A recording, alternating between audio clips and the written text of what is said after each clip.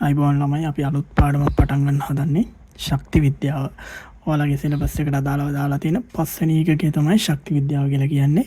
ඒතර මේ පාඩමෙත් අපි කලින් පාඩම් වල වගේම සම්පූර්ණයෙන්ම සිද්ධාන්ත ආවරණය කරලා අන්තිමට බහුවර්ණ සහ ස්ට්‍රක්චර්ඩ් ඇතුළුව රචනා ප්‍රශ්න කතා කරමු. මම පොඩ්ඩක් මේ පාඩමෙන් කොහොමද අපිට විභාගයට බලපෑම කියලා කතා කරොත් අපිට සාමාන්‍යයෙන් ළමයි MCQ දෙකක් තුනක් විතර එන්න පුළුවන්. ශක්ති විද්‍යාවෙන් බොහෝ විට දෙකක් වගේ. ඊට අමතරව රචනාවක එක කොටසකට හරි ඔය සමුතුලිතතාවයත් එක්ක ප්‍රශ්නයෙන් ඒ කියන්නේ තනි රචනාවක එසේ එකක භාගි ප්‍රශ්නයක් විදියට හරි ඒ කොටසකට හරි B කොටසකට හරි එන්න පුළුවන්. ඒ කියන්නේ ලකුණු 3.75කට වගේ කිට්ටු වෙන්න ලකුණු ප්‍රමාණයක් එනවා. ඒ විදිහට අවතවා දන්නවා එසේ එක ලකුණු 7මාරක් එනවා. මම මේ කියන්නේ ලකුණු 100කින් එන බලපෑම. දන්නවා මම මේ ගැන කලින් ඔය පාඩම් කතා කරද්දිත් මම කියලා තියෙනවා. අපිට රචනාවකින් ලකුණු 7මාරක් එන්නේ කියලා. ඒ වගේ 4ක් කරන්න ඕනේ. ඒ වගේම ස්ට්‍රක්චර්ඩ් 4න් 5/4ක් එන්නේ කියලා මම කියලා තියෙනවා. එතකොට එතන ලකුණු 20යි 7මාරේව 4ක් 30යි. ඔය 30යි 20යි 50යි.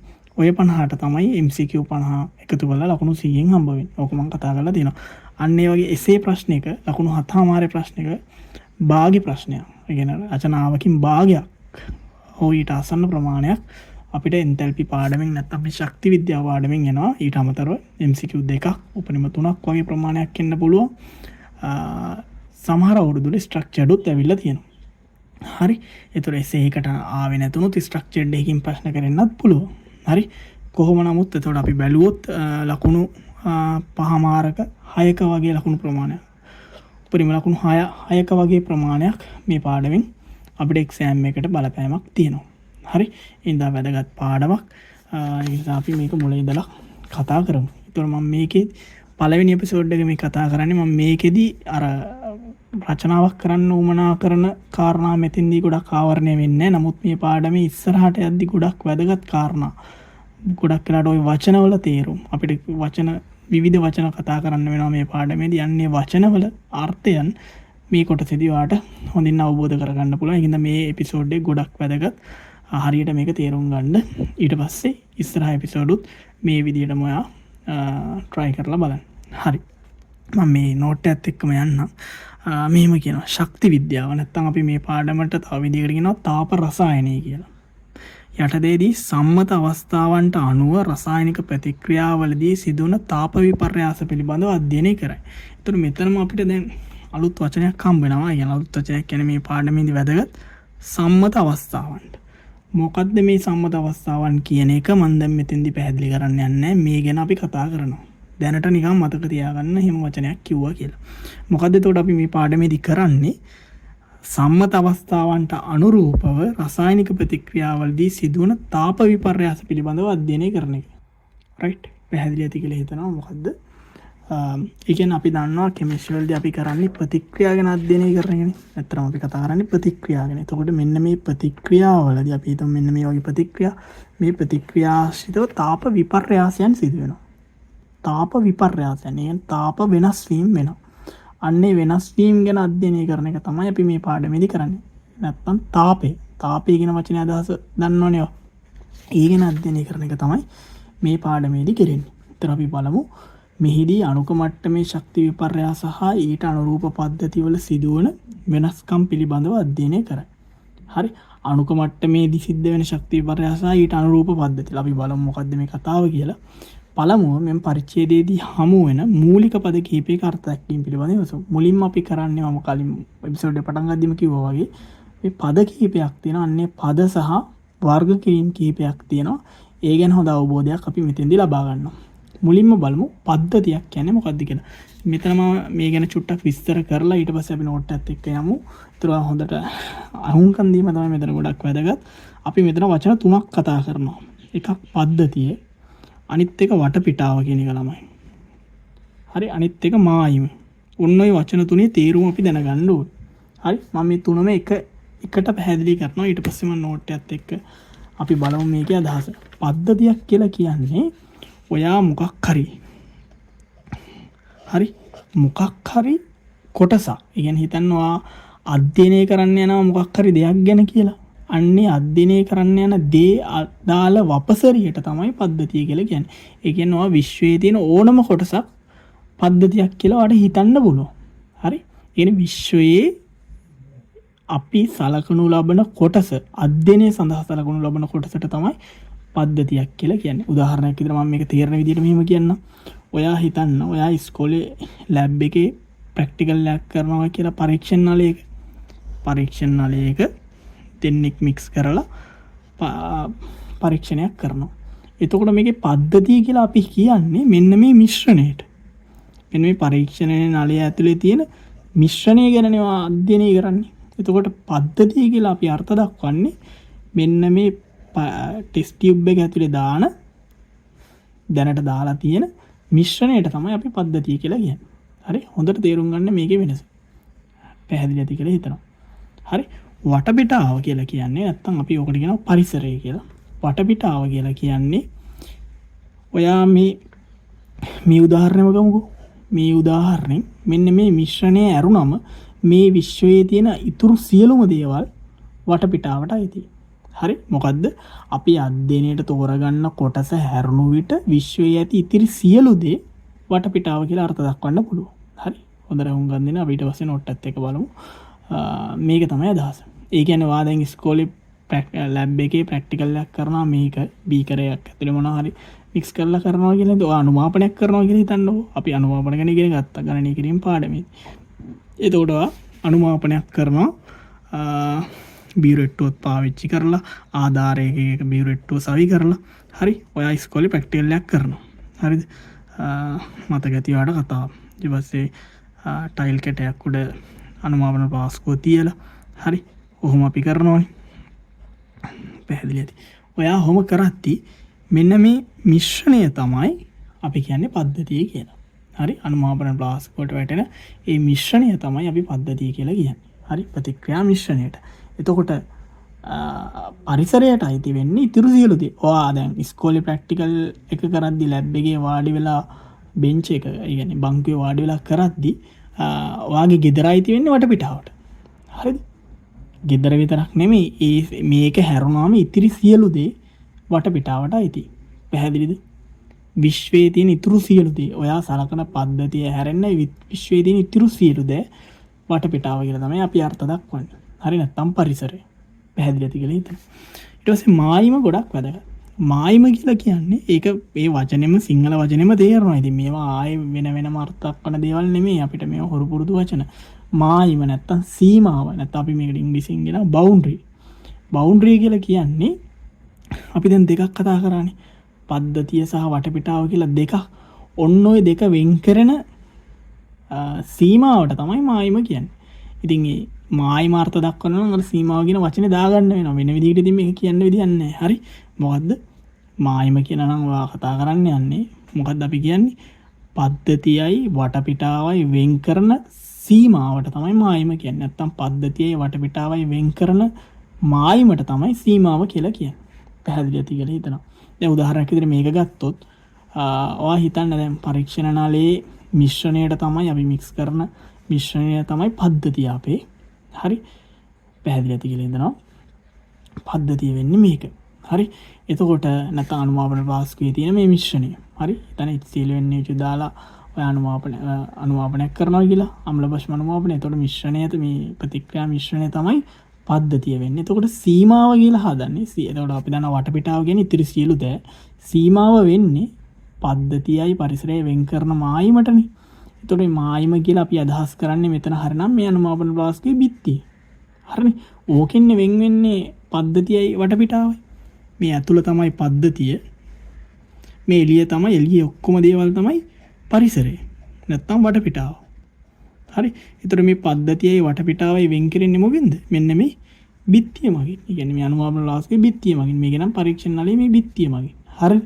ඔය සරල අදහස විතරයි ඔලුවට ගන්න දෙන්නේ. හරි? මේ ලොකු ගැඹුරක් ගැන කතා කරන්න නැහැ. සරලව අදහස වචනේ අදහස තේරුම් ගන්න. හරි? අපි චුට්ටක් මේකත් එක්ක බලමු එහෙනම්. මෙහෙම කියනවා පද්ධතිය නැත්නම් අපි කියන සිස්ටම් එක කියලා. මොකද්ද? විශ්වයේ ඇති දෑවලින් අධ්‍යයනය සඳහා තෝරාගනු ලබන කොටස පද්ධතියක් ලෙස හැඳින්වේ. උදාහරණයක් විදිහට කියනවා බීකරයක් තුල ප්‍රතික්‍රියාවක් සිදුවන විට මොකක්ද එහෙනම් පද්ධතිය කියලා කියන්නේ? ඒ ප්‍රතික්‍රියක මිශ්‍රණය. හරි? ප්‍රතික්‍රියක මිශ්‍රණයට තමයි පද්ධතියක් කියලා කියන්නේ. හරි? එක එක විදිහට තමන්ට පද්ධතියක් ඩිෆයින් කරගන්න පුළුවන්, අර්ථ දක්වන්න පුළුවන්. ඒ පද්ධතිය අර්ථ දක්වන්නේ මේ විදිහට. නමුත් තමන්ට කැමති විදිහට අපිට පද්ධතියක් තෝරගන්න පුළුවන්. හරි? අපි හිතන්න ඔයා තේ කෝප්පයක් බොනවා කියලා. ඒ තේ කෝප්පය මික්ස් කරලා තියෙනවනේ, තේ හදලා තියෙනවනේ. උණු වතුර දාලා, තේ කොළ දාලා, සීනි දාලා පද්ධතිය කියලා කියන්නේ. එතකොට අපි අර තේ වතුර අඩංගු මිශ්‍රණයට. හරි නැත්නම් තේ වතුර කෝප්පෙට.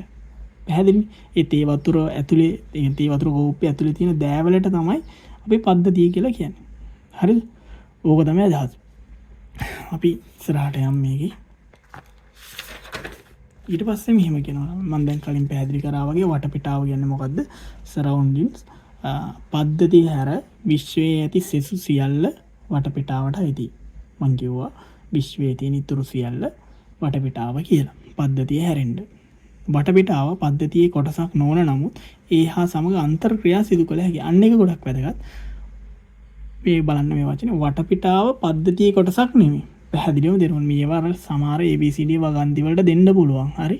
එතකොට ඉතින් අර නිකන් අලුතෙන් දෙයක් කියන්නේ සමහර වෙලාවට ඒ වෙලාවට අර තනියෙන් ප්‍රශ්නයක් දකිද්දි පැටලෙන්න පුළුවන්. හරි නේ නිශ්චිතව නිකන් මේවා සරලවයි එක තේරුණාට ප්‍රශ්නයක් ඇතුළේදී මේවා තියෙද්දි සමහරක් විට කන්ෆියුස් වෙන්න පුළුවන්. ඒක නිසා වැදගත් මේ අර නිවැරදිව අවබෝධ කරගන්න තමන් එපිසෝඩ් එක බලලා ඉවරනහම ආයෙ චුට්ටක් මේක බලලා තනියෙන් මෙනෙහි කරලා බලන්න. මම ඔය පාඩම් කරන විදිහත් කලින් එපිසෝඩ් වල කියලා ඇති. හරි කොහොමද පාඩම් කරන්න කියලා අර එපිසෝඩ් එක බලලා ඉවරනහම කොලයක් අරගෙන පොත බලන්න නැතුව ඒ ඉගෙනගත්තු දේවල් මතක් කරලා මෙනෙහි කරලා කුරුටු ගාලා බලන්න. ඊට පස්සේ ආයෙ පොත පෙරලලා බලන්න. මුලින් අර පොත පෙරලන්නේ නැතුව පොත වහලා තමන් කොලයක් අරන් කුරුටු ගාලා බලන්න උගන්වුවේ මොනවද කියලා.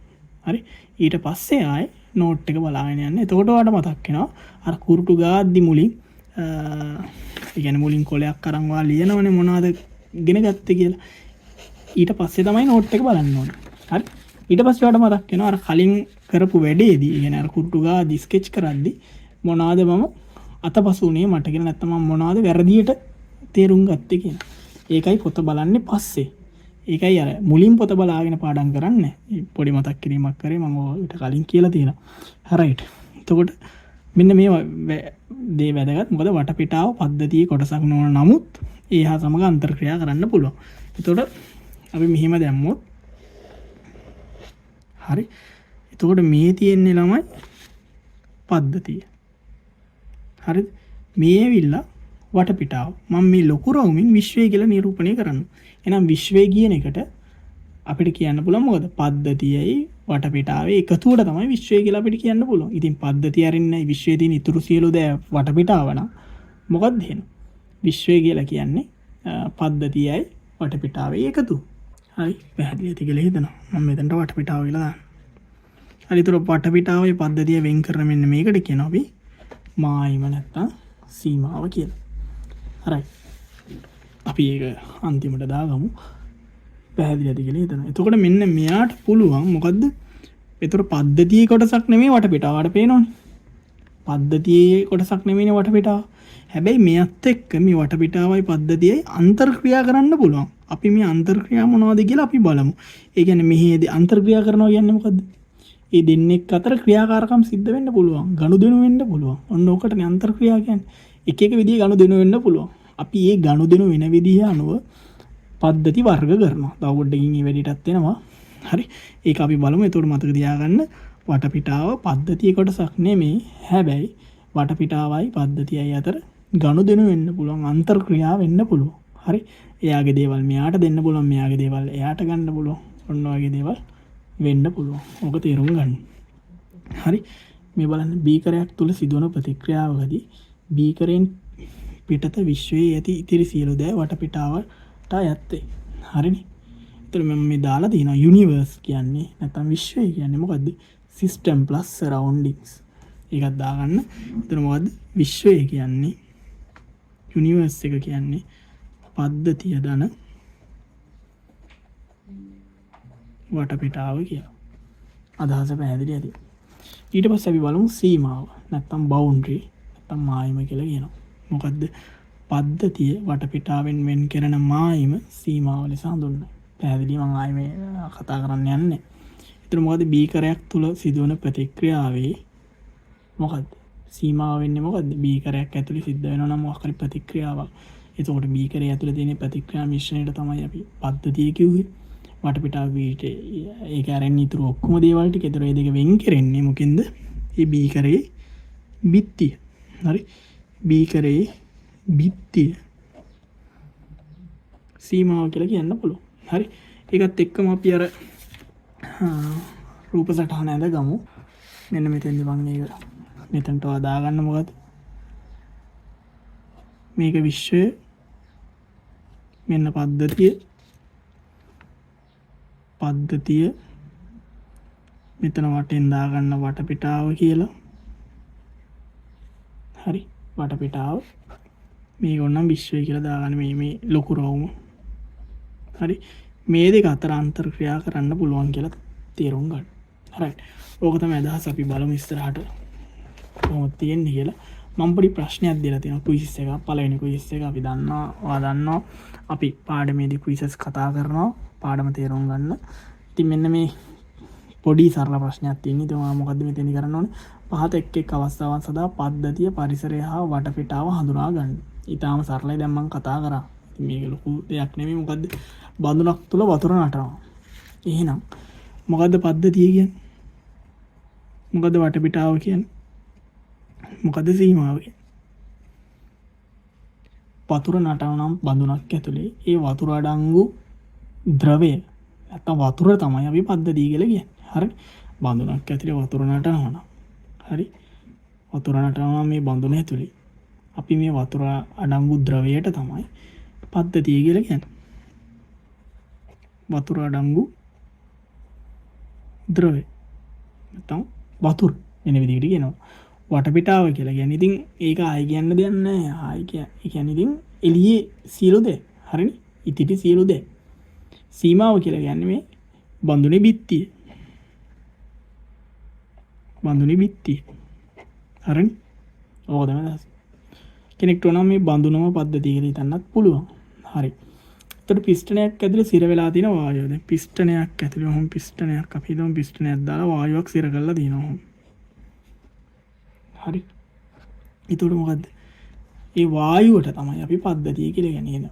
සිර වෙලා තියෙන වායුවට තමයි මෙන්න මේ ඇතුලේ තියෙන වායුවට තමයි පද්ධතිය කියලා කියන්නේ. හරිනේ? අදහස් තේරුම් ගන්න. ඒතකොට පද්ධතිය කියලා කියන්නේ සිර වී ඇති වායුව.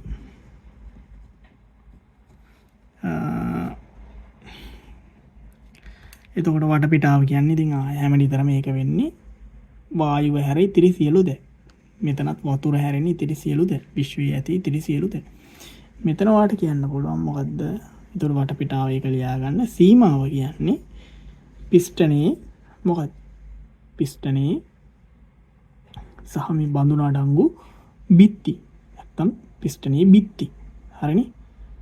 පිස්ටනේ හදලා තියෙන සීමාව තමයි අපි මායිම නැත්තම් සීමාව කියලා කියන්නේ. හරි? පිටත පෘෂ්ඨය. පිස්ටනේ පිටත පෘෂ්ඨය. ඔහොම කියන්න පුළුවන්. හරි? වීදුරුවක් තුල අයිස් දිය වෙනවා. වීදුරුවක් ඇතුලේ අයිස් දිය වෙනවා නම්, හරි? අයිස් දිය වෙනවා නම් ආයි පද්ධතිය කියලා කියන්නේ අයිස් අඩංගු අයිස් නැත්නම් අපි කියනවා අයිස්. හරිනේ? වටපිටාව අරකමයි. මේකෙත් වීදුරුවේ බිත්ති තමයි අපි කියන්නේ මොකද්ද? සීමාව කියලා. හරි. ඊටම සරල දෙයක් කිව්වේ පාඩම් මතක් වෙන මම කිව්වේ. අපි ඊට පස්සේ බලමු පද්ධති වර්ග. හරි? පද්ධති වර්ග. මම කිව්වාට මෙතෙන්දී වට මතක ඇති පද්ධතිය වටපිටාවත් එක්ක අන්තර්ක්‍රියා කරනවා. ඔය අන්තර්ක්‍රියා සිදුවෙන ආකාරය අනුව පද්ධති වර්ග කරන්න පුළුවන්. ඇත්තටම පද්ධති වර්ග 3කට බෙදන්න පුළුවන්. ඒ මොනවද කියලා මම පැහැදිලි කළා. ඊට පස්සේ අපි පාඩමත් එක්ක ඉස්සරහට යනවා. මෙහෙමයි ළමයි කතාව. හරි? මේක තාම සරල දෙයක් තියෙන්නේ. සමහර පද්ධති තියෙනවා. හරි? මම මේක 3ක් අදින්නම්. හරිද? ඔහොම 3ක් අදින්නම් මම. ඔය ඇවිල්ලා මම මේ මැද රවුමින් ඔයා දන්නා මොකද්ද නිරූපණය වෙන්නේ? පද්ධතියනේ. මේක පද්ධතිය, මේකත් පද්ධතිය, මේ වටපිටාව, මේක වටපිටාව, මේක වටපිටාව. සමහර ඒවා තියෙනවා ළමයි මේ පද්ධතියේ වටපිටාවයි අතර අන්තර්ක්‍රියා වෙන්න පුළුවන් කිව්වා. ඒ වෙන්නේ සමහරක් ඒ වගේදී පද්ධතියෙන් වටපිටාවට එන්නත් පුළුවන්, වටපිටාවෙන් පද්ධතියට එන්නත් පුළුවන්. මොනවා අනුවද කියලා අපි බලමු. හරි. මේකයි අදහස. එතකොට මෙහෙම කියනවා පද්ධතියක් වටපිටාව සමග සිදු කරනු ලබන අන්තර්ක්‍රියානෝ පද්ධති වර්ග කිහිපයකට බෙදන්න පුළුවන්. මොනවද? විවෘත පද්ධති, සංකෘත පද්ධති සහ ඒකලිත පද්ධති. ඒතර බලමු මොනවද විවෘත පද්ධති කියලා. අපි කියනවා ඕපන් සිස්ටම් කියලා. විවෘත පද්ධති කියලා කියන්නේ ශක්තියයි පදාර්ථයයි යන දෙකම වටපිටාව සමග හෝමාරු කරගත හැකි පද්ධතියක් විවෘත පද්ධතියක් කියලා කියනවා. මොකද්ද?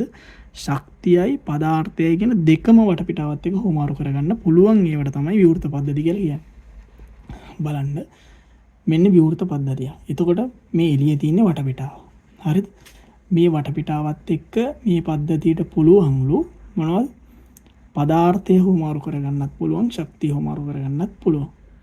ඒ කියන්නේ පදාර්ථය කියන්නේ ඔයා දන්නා ස්කන්ධය. එතකොට ස්කන්ධය එළියට යන්නත් පුළුවන්, ඇතුළට එන්නත් පුළුවන්.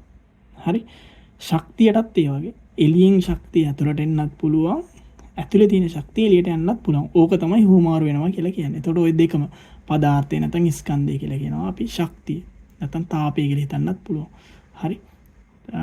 ඔය විදිහට එතකොට කොහොම ওই දෙකටම එන්න යන්න පුළුවන්. නැත්නම් ওই පදාර්ථයේ ශක්තිය කියන දෙකටම හෝමාරු වෙන්න පුළුවන් පද්ධතියකට අපි කියනවා විවෘත පද්ධතියක් කියලා. ඒක ඔය හොඳ උදාහරණකින් පැහැදිලි කරගන්න පුළුවන්. ඔයා හිතන්න විවෘතව තබා ඇති තේ කෝප්පයක්. විවෘතව තබා ඇති තේ කෝප්පයක්. ඒතර දන්නවා මේ ඇරලා තියෙන තේ කෝප් එක හරි තේ කෝප් එක ඇරලා තියෙනවා කියලා හිතන්න. මට උපන්දින්න තේරෙන්නේ නැහැ ඇත්තට. මේ තේ කෝප්පේ ඇරලා තියෙන. ඒතර වහලා නැහැ පීරිසියකින්. හරි. එතකොට මේකෙන් ඔයා දන්නවා ශක්තිය යන්න පුළුවන්. තාපය හානි වෙනවා ටිකක් වෙලා ගියාම තේ කෝප්පේ නිවෙනවා. හරි. ඒ වගේම මේක වාෂ්ප වෙලා යන්නත් පුළුවන් නේ. ටික කාලයක් තිබ්බොත් අපි සැලකිය යුතු කාලයක් තිබ්බොත්. හරි. අන්න ඒක එතකොට පදාර්ථයට යන්න පුළුවන් කියන එක හරි. ඒ වගේම ශක්තියට යන්නත් පුළුවන්. හරි. ඒක එතකොට විවෘත පද්ධතියකට උදාහරණයක් කියලා අපිට කියන්න පුළුවන්. හරිද? පැහැදිලි ඇති කියලා හිතනවා. ඒක විවෘත පද්ධතිය කියන අදහස හොඳින් තේරුම් ගන්න. මේ වගේ දේවල් විභාගයට අහලක් තියෙනවා. අහන්නත් පුළුවන් ඉස්සරහට. අපි බලමු ඊළඟ පද්ධති වර්ගය මොකද? සංවෘත සහ ඒකලිත පද්ධති කියන්නේ මොනවද කියලා. සංවෘත පද්ධතියක් කියලා කියන්නේ නැත්නම් අපි කියන ක්ලෝස්ඩ් සිස්ටම් එක කියලා කියන්නේ මායිම හරහා ශක්තිය පමණක් හුවමාරු වන පදාර්ථයට හුවමාරු වීමට ඉඩ නොදෙන පද්ධතිය සංවෘත පද්ධතිය. එතකොට මම මේව දාලා තියෙනවා. මේ තියෙන පද්ධතිය මායිමනේ. මේ මායිම හරහා වටපිටාවත් එක්ක එක දෙයයි හුවමාරු කරගන්නේ මොකද්ද? ශක්තිය විතරයි මේ. ශක්තිය විතරයි හුවමාරු කරගන්නේ. පදාර්ථය හුවමාරු කරගන්නේ. දැන් මෙතන පදාර්ථයත් හුවමාරු කරගත්තා, ශක්තියත් හුවමාරු කරගත්තා. ඔහොම පද්ධති වලට අපි කියනවා මොකද? විවෘත පද්ධති කියලා. හැබැයි ශක්තිය විතරක් හුවමාරු කරගන්න පද්ධති අපි කියන්නේ සංවෘත පද්ධති කියලා. ඔක හොඳම උදාහරණයක් අපි දෙන්න පුළුවන්. අර කලින් කිව්වේ විවෘතව තියලා තියෙන තේ කෝප්පයක් නේ විවෘත පද්ධතිය. අපි හිතමු මේ තේ කෝප්පේ වහලා කියලා. පීරිසියෙන් උඩින් වහලා තියෙන තේ කෝප්පේ. එතකොට මොකද කතාව? එතකොට ස්කන්ධයට යන්න බෑනේ. පදාර්ථයට යන්න බෑනේ. එතකොට ඔයාලට ඒක සංවෘත පද්ධතියක් බවට උදාහරණයකින් කියන්න පුළුවන්. එහෙනම් වසන ලද උදාහරණයක් විදිහට කියන්න පුළුවන්. වසන ලද තේ කෝප්පයක්. හරි. මේ අදහස ඔලුවට ගන්න කටපාඩ වෙන්නේ මේ අදහසයි ඔලුවට ගන්න ඕනේ වැදගත්කම. හරි. ඒතර වහපු තේ කෝප්පයක් අපිට සංවෘත පද්ධතියකට උදාහරණයක් විදිහට කියන්න පුළුවන්. ඊළඟ එකට යන් ඒකලිත පද්ධතිය. දැන් එතකොට විවෘත එකයි සංවෘත එකයි ඔයාලට පැහැදිලි. විවෘත කිව්වේ මොකද්ද? සංවෘත කිව්වේ මොකද්ද කියලා විනාඩියක් කල්පනා කරලා තේරුම් ගන්න. ඒකලිත කියලා කියන්නේ නැත්නම් අපි කියන isolated system එකක් කියලා. ශක්තියයි පදාර්ථයයි යන දෙකෙන් එකක්වත් වටපිටාව සමග හුවමාරු වෙන්නේ නැති පද්ධතිය ඒකලිත පද්ධතිය කියලා කියනවා. මොකද්ද? ශක්තියයි පදාර්ථයයි යන දෙකෙන් එකකටවත් වටපිටාවත් එක්ක හුවමාරු කරන්නේ නැති පද්ධතිය ඒකලිත පද්ධතිය. ඒ කියන්නේ එයා නිකන් විශ්වයේ තනියෙන් ඉන්නවා වගේ අදහසක්. හරි. ඒ තනියෙන් ඉන්නවා කියන එක නෙමෙයි නිකන් ඒකේ අදහස එයා වටපිටාවත් එක්ක පරිසරයත් එක්ක කිසි ගනුදෙනුවක් නැහැ. ඒකලිතයි. isolated වෙලා. හරි. අපි කියන අයිසොලේට් වෙලා කියන තනි වෙලා වගේ අදහසන්නේ ඒකලිත පද්ධතියක් කියන්නේ ඒකයි. එතකොට ඒ වගේ උදාහරණයක් විදිහට අපිට කියන්න පුළුවන් තර්මෝප්ලාස්කුව. තර්මෝප්ලාස්කුව ආදන්න උණු වතුර බෝතලේ. එතකොට ඒකේ ක්‍රියාවලිය ආදන්නා ඒකෙන් ශක්ති හානිය අවම කරලා තියෙනවානේ. හරි. අපි දන්නවා සන්නායනෙන් සංවහණයෙන් විකිරණයෙන් ওই තුනෙන්ම අවම කරලා තියෙනවා. අපි ඔලෙවලලත් ඉගෙන ගන්නවා. අර ඒකේ රිදී ආලේපිත බිත්ති තියෙනවා.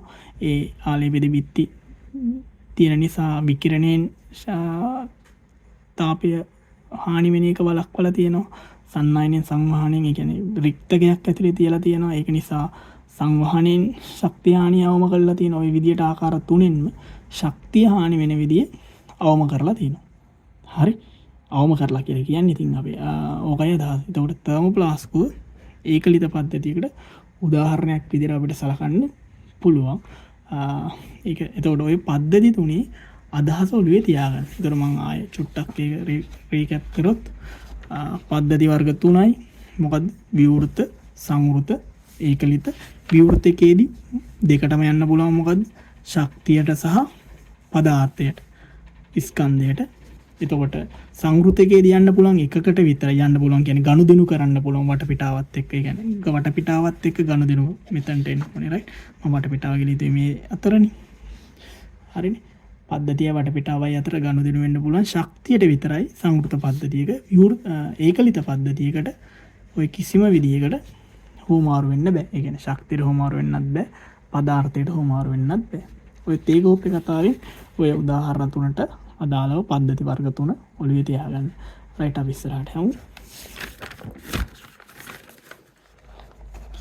ඊළඟට කියනවා පද්ධතියක අඩංගු දෑවල ස්වභාවය අනුව තවදුරටත් පද්ධති වර්ග කරන්න පුළුවන්. ඒ කියන්නේ පද්ධතියේ තියෙන දේවල් දැන් අපි දන්නවා පද්ධති වර්ග කරානේ. පද්ධති වර්ග කරේ වටපිටාවත් එක්ක සිදු කරන ගනුදෙනු අනුව. දැන් පද්ධති වර්ග කරනවා පද්ධතිය ඇතුලේ තියෙන දේවල් අනුව. හරි. පද්ධතිය ඇතුලේ තියෙන දේවල් අනුව පද්ධති වර්ග කරනවා. ඒ විදිහට වර්ග කරොත් පද්ධති වර්ග දෙකක් තියෙනවා. එකක් සමජාතීය පද්ධතිය, අනිත් එක විෂමජාතීය පද්ධතිය. මේ විතර සරල කාරණා අපි ඉක්මනට කතා කරමු. අපි සමජාතීය පද්ධතියකට කියනවා හෝමෝජීනියස් සිස්ටම් එකක් කියලා. සමජාතීය කියන වචනයෙන්ම තේරෙනවා එකම ජාතිය නේද? මේ හෝමෝජීනියස් කියන වචනෙන් තේරෙනවා. අපි මේක සමතුලිතතාවය පාඩමෙදිත් මේක කතා කරා. දැන් කලබල වෙන්න අවශ්‍ය නැහැ. සමතුලිතතාව පාඩම වාට එමෙට බලා ගන්න පුළුවන්. මේකත් ඉවර වුණාට පස්සේ මේ පාඩම් එකිනෙකට එක බලපෑමක් නැත්තෙම නෑ. නමුත් ඔයාලට උනන්දුව තියෙනවා නම් මේ පාඩම් බලන්න පුළුවන්. මේක බැරි වෙන්නේ නැහැ කියලා කිසි ගැටලුවක් නැහැ. හරි. සාමාන්‍යයෙන් රෙකමන්ඩ් කරනවා ගණනය කිරීම පාඩම කරලා කරගන්න මේ ඉතුරු පාඩම. හරි. ඒක මොකද ප්‍රධාන ඔය ගණනය කිරීම පාඩම ගොඩක් වැදගත් පාඩමක් ෆිසිකල් වලට උමනා වෙන. රයිට්. ඒ අරෙන්න සාමාන්‍යයෙන් ඉතින් ඉතුරු පාඩම් අර කලින් පාඩම් බැරි නිසා මේ පාඩම බෑ. එහෙම එකක් නෑ. හරි. ඔයාට ඒක කරගෙන යන්න පුළුවන්. හරි. හෝමෝජීනියස් සිස්ටම්. ඒතර සමජාතීය පද්ධතියක් කියලා කියන්නේ මම කියන්න ගියේ අපිට ওই සමජාතීය කියන වචනේ ආවා කලින් සමතුලිතතාවය පාඩමේදීත් උත්ප්‍රේරකවලදීත්. ඒක බැලුවා නම් මතක ඇති. මම එතෙන්දිත් කිව්වා සමජාතීය උත්ප්‍රේරක තියෙනවා, විෂමජාතීය උත්ප්‍රේරක තියෙනවා. නැත්නම් අපි කියන හෝමෝජීනියස් කැටලිස්ට් තියෙනවා, හෙටරෝජීනියස් කැටලිස්ට් තියෙනවා. ඒ වචනේ එදා කියපු ඒ අදහසම තමයි මෙතනත් අද කතා කරන්නේ. සමජාතීය කියලා කියන්නේ පද්ධතියකටම සියලු පදාර්ථවල භෞතික අවස්ථාව ඒකාකාර නම් එවැනි පද්ධතියක් සමජාතීය පද්ධතියක් කියලා හඳුන්වනවා. මේකෙන් තව සරල කරන්න දෙයක් නැහැ. මොකද්ද? මේ පද්ධතිය ඇතුලේ තියෙන පදාර්ථය තියෙනවනේ, ස්කන්ධය. මේ පද්ධතිය ඇතුලේ තියෙන හැමෝම එක වගේ ඒකාකාර නම්. නැත්නම් යාළගේ භෞතික ස්වභාවය එකම නම්. අපි මේ වගේ පද්ධතියකට කියනවා මොකද්ද? සමජාතීය පද්ධතියක් කියලා. මොකද භෞතික ස්වභාව අපි දන්නවා ඝන ද්‍රව වායු කියලා අවස්ථා තුනක් තියෙනවානේ. ඒ කියන්නේ එකම කලාපයේ ඉන්නව නම් හැමෝම එකම භෞතික ස්වභාවයක් තියෙනවා. උදාහරණයක් විදිහට ගන්න වායු මිශ්‍රණය. වායු මිශ්‍රණයක් තියෙනවා මේක ඇතුලේ. එතකොට ඒක සමජාතීය පද්ධතිය. හැමෝම වායු. හොඳින් මිශ්‍ර වෙන ද්‍රව මිශ්‍රණයක් තියෙනවා. ද්‍රව දෙකක් හොඳින් මිශ්‍ර වෙලා තියෙනවා කියලා හිතන්නකෝ. එතකොට ඒක සමජාතීය පද්ධතිය. හැබැයි ද්‍රව දෙකක් ඉන්නවා නම් හොඳට මික්ස් වෙලා නැතුව අපි මේ වගේ පද්ධතියකට කියනවා මොකද්ද? විෂමජාතීය පද්ධතියක් කියලා. ඒ කියන්නේ ද්‍රව දෙක හොඳට මික්ස් වෙලා නැහැ. ඒකාකාර බවක් නැහැ නේද? එතකොට ද්‍රව දෙක මික්ස් වෙලා නැතුව හිතන්න එකක් මත එකක් පාවෙනවා කියලා. දැන් පොල් තුළු ජලයයි වගේ. එතකොට ඒක සමජාතීය මිශ්‍රණයක් කියලා ගන්න බෑ. නැත්නම් සමජාතීය පද්ධතියක් කියලා ගන්න බෑ. මොකද අපි උඩ ස්තරින් ස්වල්පයක් ගත්තොත් සහ යට ස්තරින් ටිකක් ගත්තොත් අපිට එන්නේ සංයුති දෙකක්. හරි ඒක නිසා ඒකාකාරයි කියලා කියන්න බෑ. ඒකට පද්ධතියක් ඒකාකාර නම් අපි කියන එක සමජාතීය පද්ධතියක් කියලා. ඒකයි අදහස. අපි බලමු. එතකොට පද්ධතිය අඩංගු පරිල පදාර්ථවල භෞතික ස්වභාවය ඒකාකාර නම් ඒක සමජාතීය පද්ධතිය. මේ තියෙන උදාහරණයක් වායු මිශ්‍රණය සහ හොඳින් මිශ්‍ර වන ද්‍රව මිශ්‍රණ. හරි මේ වගේ ඒවට කියනවා මොකද? සමජාතීය මිශ්‍රණ කියලා. සමජාතීය පද්ධති කියලා ඇත්තට. ඕකේ අනිත් පැත්ත දැන් තේරෙනවා මොකද්ද විෂමජාතීය කියලා කියන්නේ. ඒ කියන්නේ එකම ආකාරයෙන් නැති ඒවා. හරි තැන් තැන් වලට යාළගේ සංයුතිය වෙනස්. එහෙම එකක් බලන්න පද්ධතියක අඩංගු සියලු පදාර්ථ නැත්නම් සංඝටකවල භෞතික ස්වභාව නැත්නම් කලාපේ ඒකාකාර නොවේ නම් එවැනි පද්ධතියක් විෂමජාතීය පද්ධතියක්. මොනවද? අමිශ්‍ර ද්‍රව ඝණයක් සමග ස්පර්ශ වෙති වායුව. ඒ කියන්නේ දැන් හිතන්න මේ වායුව ඇතුලේ මම ඝණයක් දාලා දිනවා කියලා මොකක් හරි. එතකොට ඒක විෂමජාතීය වෙනවා. කලින් වායු මිශ්‍රණය සමජාතීයයි. ඒකට ඝණයක් මන් දාලා තිබ්බොත් ඒක විෂමජාතීය වෙනවා දැන්. මොකද එකිනෙකට වෙනස් දැන් භෞතික ස්වභාව. හරි. ඊටසාරලව පැහැදිලි ඇති කියලා හිතනවා අපි ඉස්සරහට යන්න. ඊළඟට පද්ධතියක ගුණ. ඊටමත් වැදගත් කොටස. පද්ධතියක තියෙන ගුණ මොනවාද කියලා. අපි කලින් කතා කරේ පද්ධතිය අඩංගු දෑවල ස්වභාවය යන පද්ධති වර්ග කරා. සමජාතීය විෂමජාතීය. දැන් කියන්නේ පද්ධතියක තියෙන ගුණ properties. හරි. ඒ ගැන තමයි දැන් කතා කරන්නේ. අපි බලමු. දැන් අපි මිනිස්සු විදිහට එක එක ගුණ තියෙනවානේ. අන්න ඒ වගේ අදහසක් තමයි මෙතන. පද්ධතියක ගුණ. ඒත් පද්ධතියක සතු ගුණ පදනම් කරගමනින් වර්ග දෙක කතා කරන්න පුළුවන්. මේ පාඩමේ මේ එපිසෝඩ් එකේදී අපි කරන්නේ ඒතකොට මේ වර්ග කිරීමක් කරන්නේ ඇත්තටම. ඔයාලට මේක එපිසෝඩ් එකේ වුණාම මොනවද කරපු වර්ග කිරීම කියලා වෙනම නිකන් ෂෝට් නෝට් එකක් දාගන්න පුළුවන් නිකන් ගැලීම් සටහනක් වගේ. විවිධ නිර්ණායක මත පදනම්ව අපි වර්ග කරා පද්ධතිය. හරි. මේ දේවල් පස්සේවා කරගන්න. රයිට්. ඒතර මෙතන මොකද්ද? මේ ගුණ අණු වර්ග දෙකක් තියෙනවා. එකක් අන්වීක්ෂීය ගුණ, අනිත් එක මහේක්ෂීය ගුණ. හරි. අන්වීක්ෂීය ගුණ නැත්නම් අපි කියනවා මයික්‍රොස්කෝපික් ප්‍රොපර්ටිස්. අනිත් එක තමයි මැක්‍රොස්කෝපික් ප්‍රොපර්ටිස්. කියන අන්වීක්ෂීය මට්ටමේදී සලකන අධ්‍යයනය කරන ගුණ තමයි අන්වීක්ෂීය ගුණ කියලා කියන්නේ. හරි. කියන අණුක මට්ටමේ. මේ යම් පද්ධතියක පරමාණුක හෝ අණුක මට්ටමේදී අධ්‍යයනය කරනු ලබන අන්වීක්ෂීය ගුණ. උදාහරණයක් විදිහට අණු වල චාලක ශක්තිය, අණු වල වේගය, ඔය වගේ ඒවා එතකොට අන්වීක්ෂීය මට්ටමින් අණුක මට්ටමින් අධ්‍යයනය කරලානේ කියන්න වෙන්නේ. අපිට අණු වල චාලක ශක්තිය මෙච්චරයි කියලා කියන්න බෑනේ නිකන් ඇහිම් බලලා.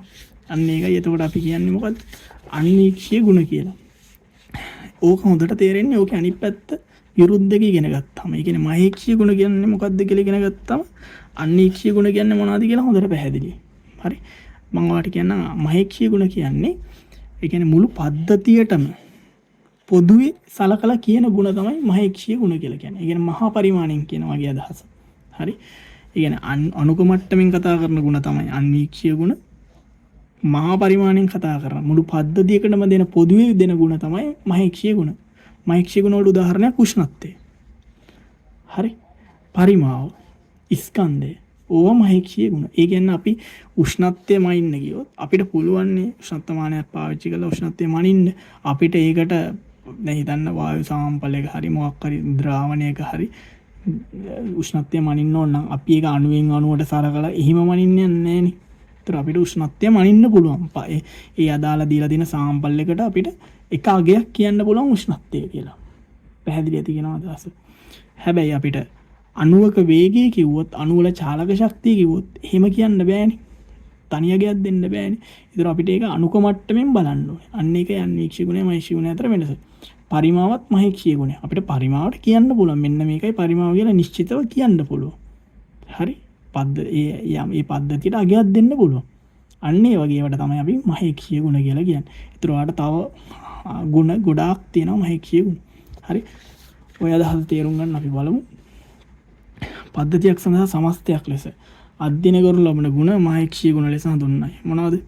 උෂ්ණත්වය. දැන් කිව්වා. පීඩනයත් ඒ වගේනේ. අපි පද්ධතියක පීඩනය කියන්නේ නැහැනේ අණුවෙන් අණුවට. හරි. ඒක තමයි එතකොට පද්ධතියකට පොදුවෙන්නේ කියන්නේ. ඒක තමයි පීඩනය. පරිමාවත් එහෙමනේ. සාන්දනය කිව්වොත් එහෙම.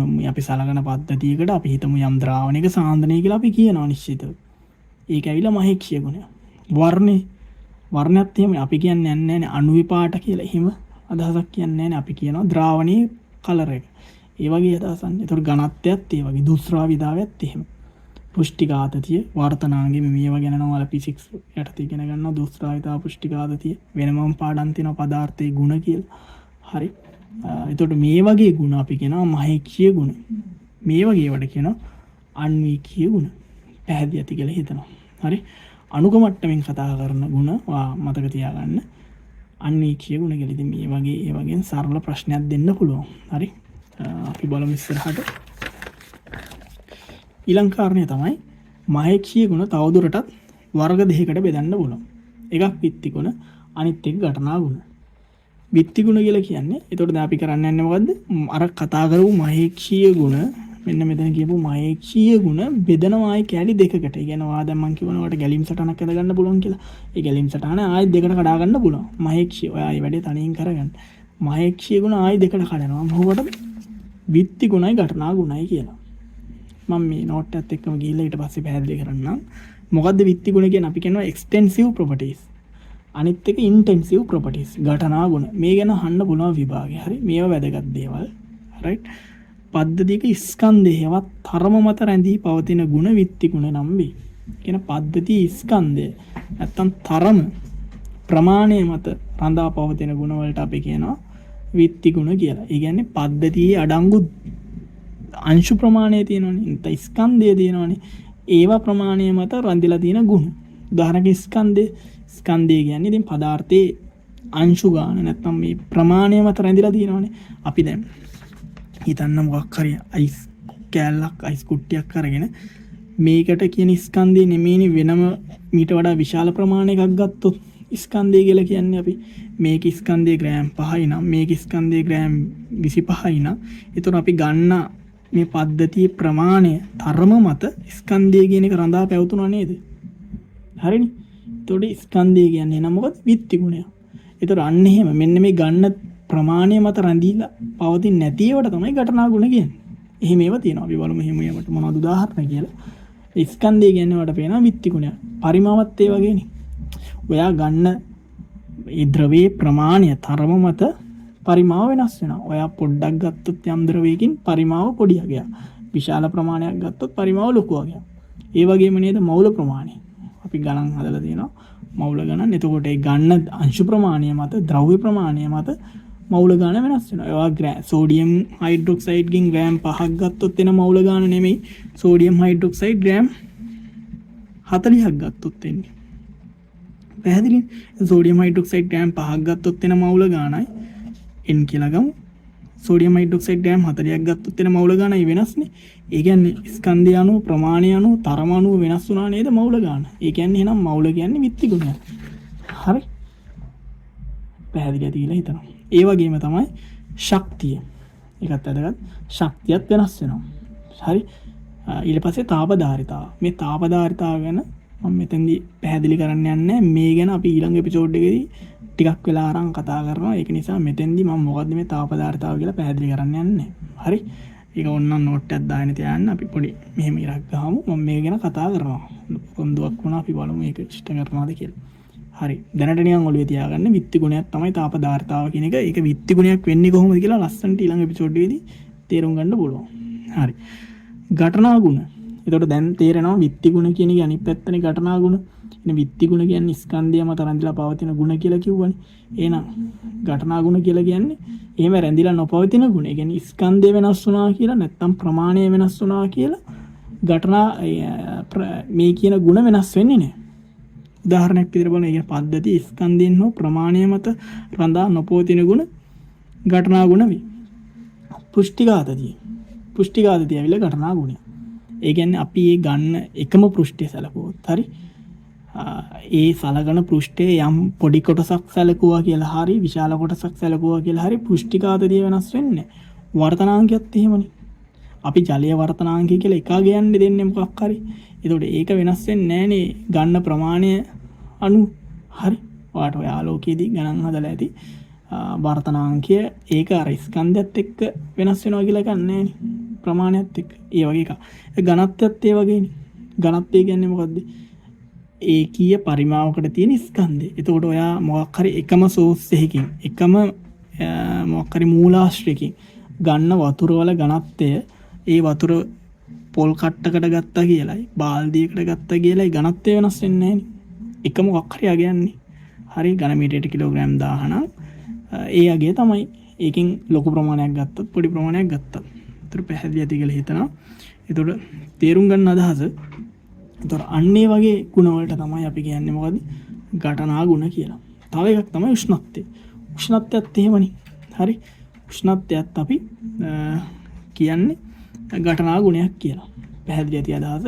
ඒ කියන්නේ අපි ඒක පොඩි ප්‍රමාණයකට සැලකුවයි ලොකු ප්‍රමාණයකට සැලකුවයි කියලා අපි උෂ්ණත්වයට අගයන් දෙක තුනක් දෙන්නේ නැහනේ. හරි. ඒනේ. පැහැදිලි ඇති කතාව. එතන අපි හිතමු ද්‍රාවණයක උෂ්ණත්වයම වෙනවා කියලා. හරිද? අපි කියන්නේ නැහනේ මෙන්න මේ හරියේ මිලිලිටර් 5 උෂ්ණත්වය, මිලිලිටර් 10 උෂ්ණත්වය, මිලිලිටර් 20 උෂ්ණත්වය එහෙම කියලා කියන්නේ නැහනේ. හරි. උෂ්ණත්වය නම් පද්ධතියට දෙනවා එක හගයක්. ඒක ස්කන්ධය වෙනස් කරා ඒ පද්ධතියම ස්කන්ධය වෙනස් කරා කියලා උෂ්ණත්වය වෙනස් වෙන්නේ නැහැ. හරි. අපි මොකක් හරි සලකන පද්ධතිය. හරි. වෙන පද්ධතියක් ගත්තොත් වෙන උෂ්ණත්වයක්. මෙතන පද්ධතිය වෙනස් කරන්න වඩායි තියන්නේ. හරි. මෙතන කියන්නේ එක පද්ධතියක් මොකක් හරි. හරි. මේ පද්ධතියේ ස්කන්ධය වෙනස් කරා කියලා, ප්‍රමාණය වෙනස් කරා කියලා, තරම වෙනස් කරා කියලා මේ කියන ಗುಣ වෙනස් වෙන්නේ නැහැ. සලකන මොකක් හරි පද්ධතියකට. හරි. අනිත් එක තමයි තාපාංකය. ඊගත් ඒ වගේ වඩා අදහස පැහැදිලියි. මොකක් හරි අපි එක කියන්නේ කියන්නේ ඔන්නෝ වගේ වට තමයි ඝටනා ගුණ කියලා කියන්නේ. බිත්ති ගුණ කියලා කියන්නේ අර ප්‍රමාණය තරම මත වෙනස් වෙනවා. කොටිම කියනවා නම් ස්කන්ධය මත රඳා පවතිනවා. ස්කන්ධය වෙනස් වුණොත් ඒ කියන ගුණයට තියෙන අගය වෙනස් වෙනවා. හරිනේ. පැහැදිලිද? මම මේවා දැන් පැහැදිලි කරා.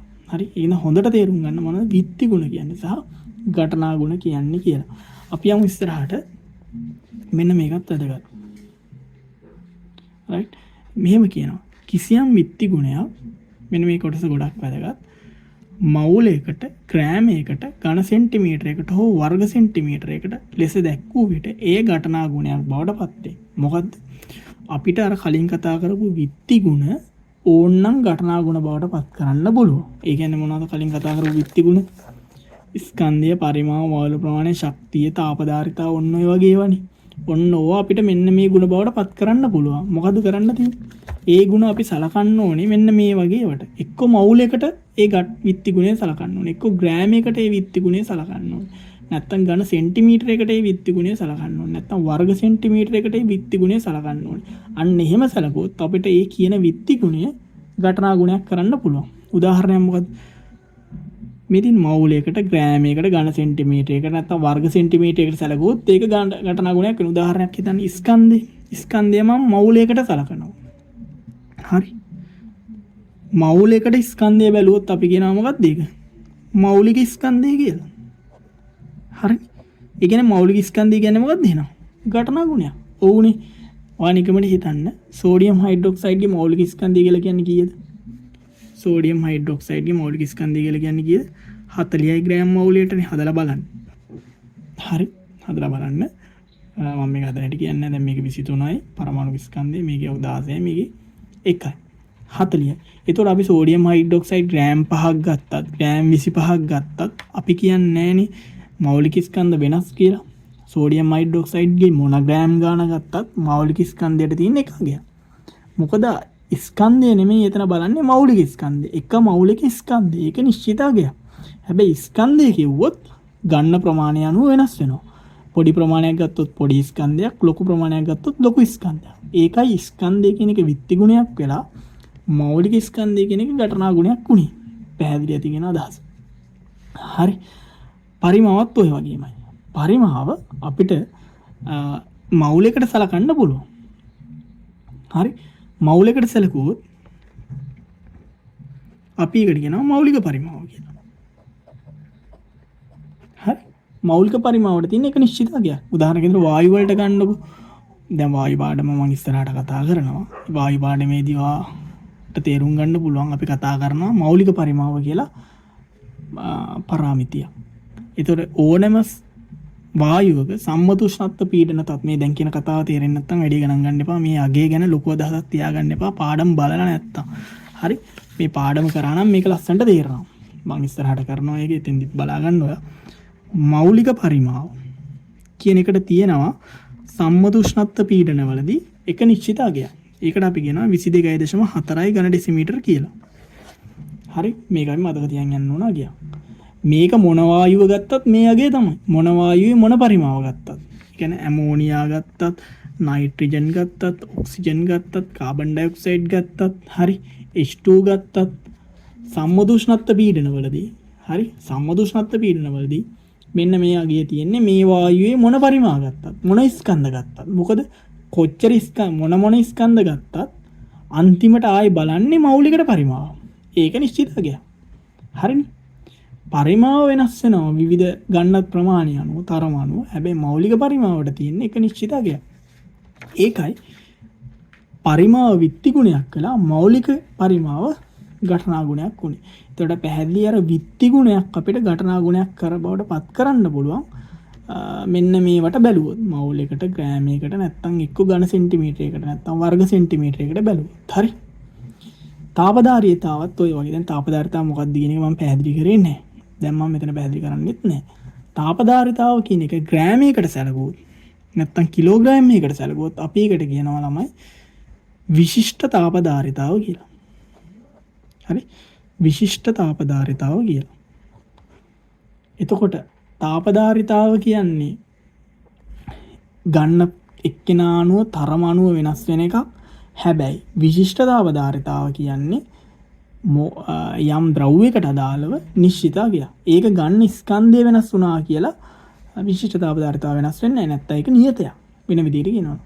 හරි. දැන් උදාහරණයක් විදිහට ඕ ලෙවල් කාලේ මේ විශිෂ්ට තාපදාරීතාවෙන් ගණනුත් හදලා ඇති. මම මේක දැන් මේකට දාලා සමීකරණෙකුත් තියෙනවා. අපි ඊළඟ එපිසෝඩ් එකේදී කතා කරනවා මේ දෙකේ අදහස් දෙකක්. දැන් මම මේ දෙකේ තේරුම කිව්වේ නෑනේ මොකද්ද කියලා. නිකම්ම මම කිව්වේ මොකද්ද? තාපදාරීතාව කියන්නේ විත්ති ගුණයක් කිව්වා. විශිෂ්ට තාපදාරීතාව කියන්නේ ඝටනා ගුණයක් කිව්වා. ඒක නම් තේරෙන්න ඕන. විශිෂ්ට කියන එක විශිෂ්ට කියන වචනේ දැම්මේ මේ ග්‍රෑම් එකකට බලපු නිසා. එතකොට ග්‍රෑම් එකකට තාපදාරීතාව තමයි අපි විශිෂ්ට තාපදාරීතාව කියලා කියන්නේ. හරි. ඕක තමයි අදහස. හරි. ඉන්න අදහස තේරුම් ගන්න. එතකොට මෙන්න මේ ගුණත් මොකද්ද? එතකොට මම කියන්නේ දැන් උදාහරණයක් විදිහට ජලයේ විශිෂ්ට තාපදාරීතාව ඔයා දන්නවා 4200යි කිලෝග්‍රෑමයට සෙල්සියස් අංශකයට ජූල් වලින් කිව්වොත්. කිලෝග්‍රෑම් එකකට හරි. ග්‍රෑම් එකකට කිව්වොත් මේක 4.2යි. 10න් බෙදනවනේ මොකද ග්‍රෑම් එකකට බලද්දි. හරි. ග්‍රෑම් එකකට මේ ට වැදගත් මේ මයිනස් එක දාන්න එක. හරි. මෙරින එකේ බලය. හරිද? ග්‍රෑම් එකකට බැලුවේ. ග්‍රෑම් එකකට සෙල්සියස් අංශකයකට ජූල්. මේක අදහස මම කියන්නම් මොකද්ද කියලා ඉස්සරහට. හරි. එතකොට මේක ජලයේ කිලෝග්‍රෑම් 5ක් ගත්තත් මේ යගේ. ජලයේ කිලෝග්‍රෑම් 5ක් ගත්තත් මේ යගේ. හරි. අදහස පැහැදිලියට ඉස්සරහට යමු. තිගුණ වලට අදාළව තව පොඩි දෙයක් මම කියනවා. විත්ති ගුණයක ළමයි මෙන්න මේම කතාවක් අපිට කියන්න පුළුවන්. අපි මොහොතකට හිතමු ළමයි මේ විත්ති ගුණයක් තියෙන පද්ධතියක් කැඩුවා කියලා. කැඩුවා කියන කොටස් වලට වෙන් කරා කියලා මම මෙන්න මෙහෙම දෙයක් කරනවා. මේක විත්ති ගුණයට තර දාගත්තා නම් හොඳයි කමන්නේ. නමුත් මෙහෙම හිතන්න ඔන්න පද්ධතියක් තියෙනවා. මම මේ පද්ධතිය කොටස් වලට කඩනවා. හරිද? කොටස් වලට කඩනවා. හරි. නැත්තම් මේ කොටස් එකතු කරලා පද්ධතියක් හදනවා කියලා හිතන්න. මොකක් හරි දෙවිදියෙන් ඕන විදියක්. හරිද? එතකොට මේ මොකක් හරි අපි හිතමු සලකමු විත්ති ගුණය. ඒ විත්ති ගුණය මේ කොටසේ මේ කොටසේ මේ කොටසේ මේ කොටසේ මේ කොටසේ මේ කොටසේ අගයන් තියෙනවනේ. මම සලකන විත්ති ගුණයට මං හිතන්න ඔයා x කියලා ගුණයක් තියෙනවා. ඒ x කියන ගුණයට අදාළව අගයන් මේ කොටසට අදාළ අගේ x1, මේ කොටසට අදාළ අගේ x2, මේ කොටසට අදාළ x3, මේ කොටසට අදාළ x4, මේකට අදාළ x5, මේකට අදාළ x6. විත්ති ගුණ වල තියෙන ඕන ලස්සන ලක්ෂණයක් තමයි මේ පද්ධතිය වෙන් කරද්දී මේ එක එක කුඩා කොටස් වල විත්ති ගුණවල එකතුව මේ මුළු පද්ධතියේම අපි සලකනවනේ මොකක් හරි ඒ විත්ති ගුණයටම අදාළව යම් ගුණ අගයක් අන්නේ අගයට සමානයි කියලා කියනවා. තේරුණාද කියලා බලන්න මම කියපු කතාව මොකද්ද? පද්ධතියක් කොටස් වලට වෙන් කිරීමේදී එක් කොටස් වල විත්ති ගුණවල එකතුව සලකන මුළු පද්ධතියේ එම විත්ති ගුණයේ අගයට සමාන වේ. ඕක ලස්සනට තේරෙනවා ස්කන්ධය කියන විත්ති ගුණය හිතන්නකො. ස්කන්ධය මේ x1 x2 දාලා තියෙන්නේ ග්‍රෑම් වලින් කියලා හිතන්නකො. මේකේ ග්‍රෑම් ගන්න, මේකේ ග්‍රෑම් ගන්න, මේකේ ග්‍රෑම් ගන්න, මේ කොටස ස්කන්ධය, මේ කොටස ස්කන්ධය, මේ කොටස ස්කන්ධය. එතකොට ස්කන්ධය කියන විත්ති ගුණයන්නේ කතා කරා බලන්න පෙරලා. එතකොට මේ එක එක කොටස් වල ස්කන්ධවල එකතුව සමානයි නේද මේ පද්ධතියේ මුළු ස්කන්ධයට. ඔන්න ඕක තමයි කියන්නේ. විත්ති ගුණයක් තේරුම් ගන්න පුළුවන් ලස්සනට එක එක කෑලිවල විත්ති ගුණවල එකතුව මුළු පද්ධතියේ විත්ති ගුණයට සමානයි. ඒක පොඩ්ඩක් ඔයා නෝට් ඩවුන් කරගන්න. මොකද්ද? මම එක වචනින් කියන්න. පද්ධතියක් මම මෙතන ලියනවා කටුවට කොටස් වලට වෙන් කිරීමේදී එක් එක් කොටස් වල මේක ඉතා වැදගත් ලක්ෂණයක් මේකේ විභාගයට දෙන්න පුළුවන්. එක් එක් කොටස් වල විත්ති ගුණ වල එකතුව විත්ති ගුණ වල ඓක්‍ය මුළු පද්ධතියේ එම අදාළ විත්ති ගුණයේ එකතුවට සමාන වේ. හරි? එකතුවට සමාන වේ.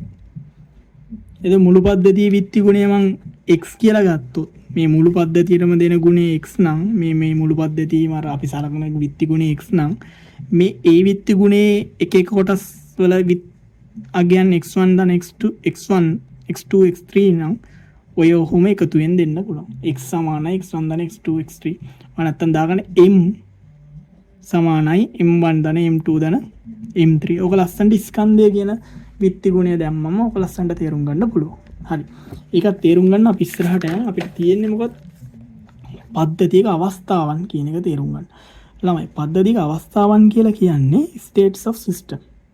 ගොඩක් වැදගත්. මේක ගොඩක් වටින්නේ ඊළඟ එපිසෝඩ් එකේදී දේවල් තේරුම් ගන්න. ඔයා මේ පින්මටම මේ එපිසෝඩ් එකත් බලා ගන්න මම ඉස්සරහට දානවා. ඒකෙදි ඒතකොට අර එක ළඟ බැලුවම තමයි මේක ලස්සනට තේරෙන්නේ. දැන් මේක මම කඩලා උගන්වන්නේ අර වීඩියෝ එක දෙක වැඩි වෙන්න නිසා.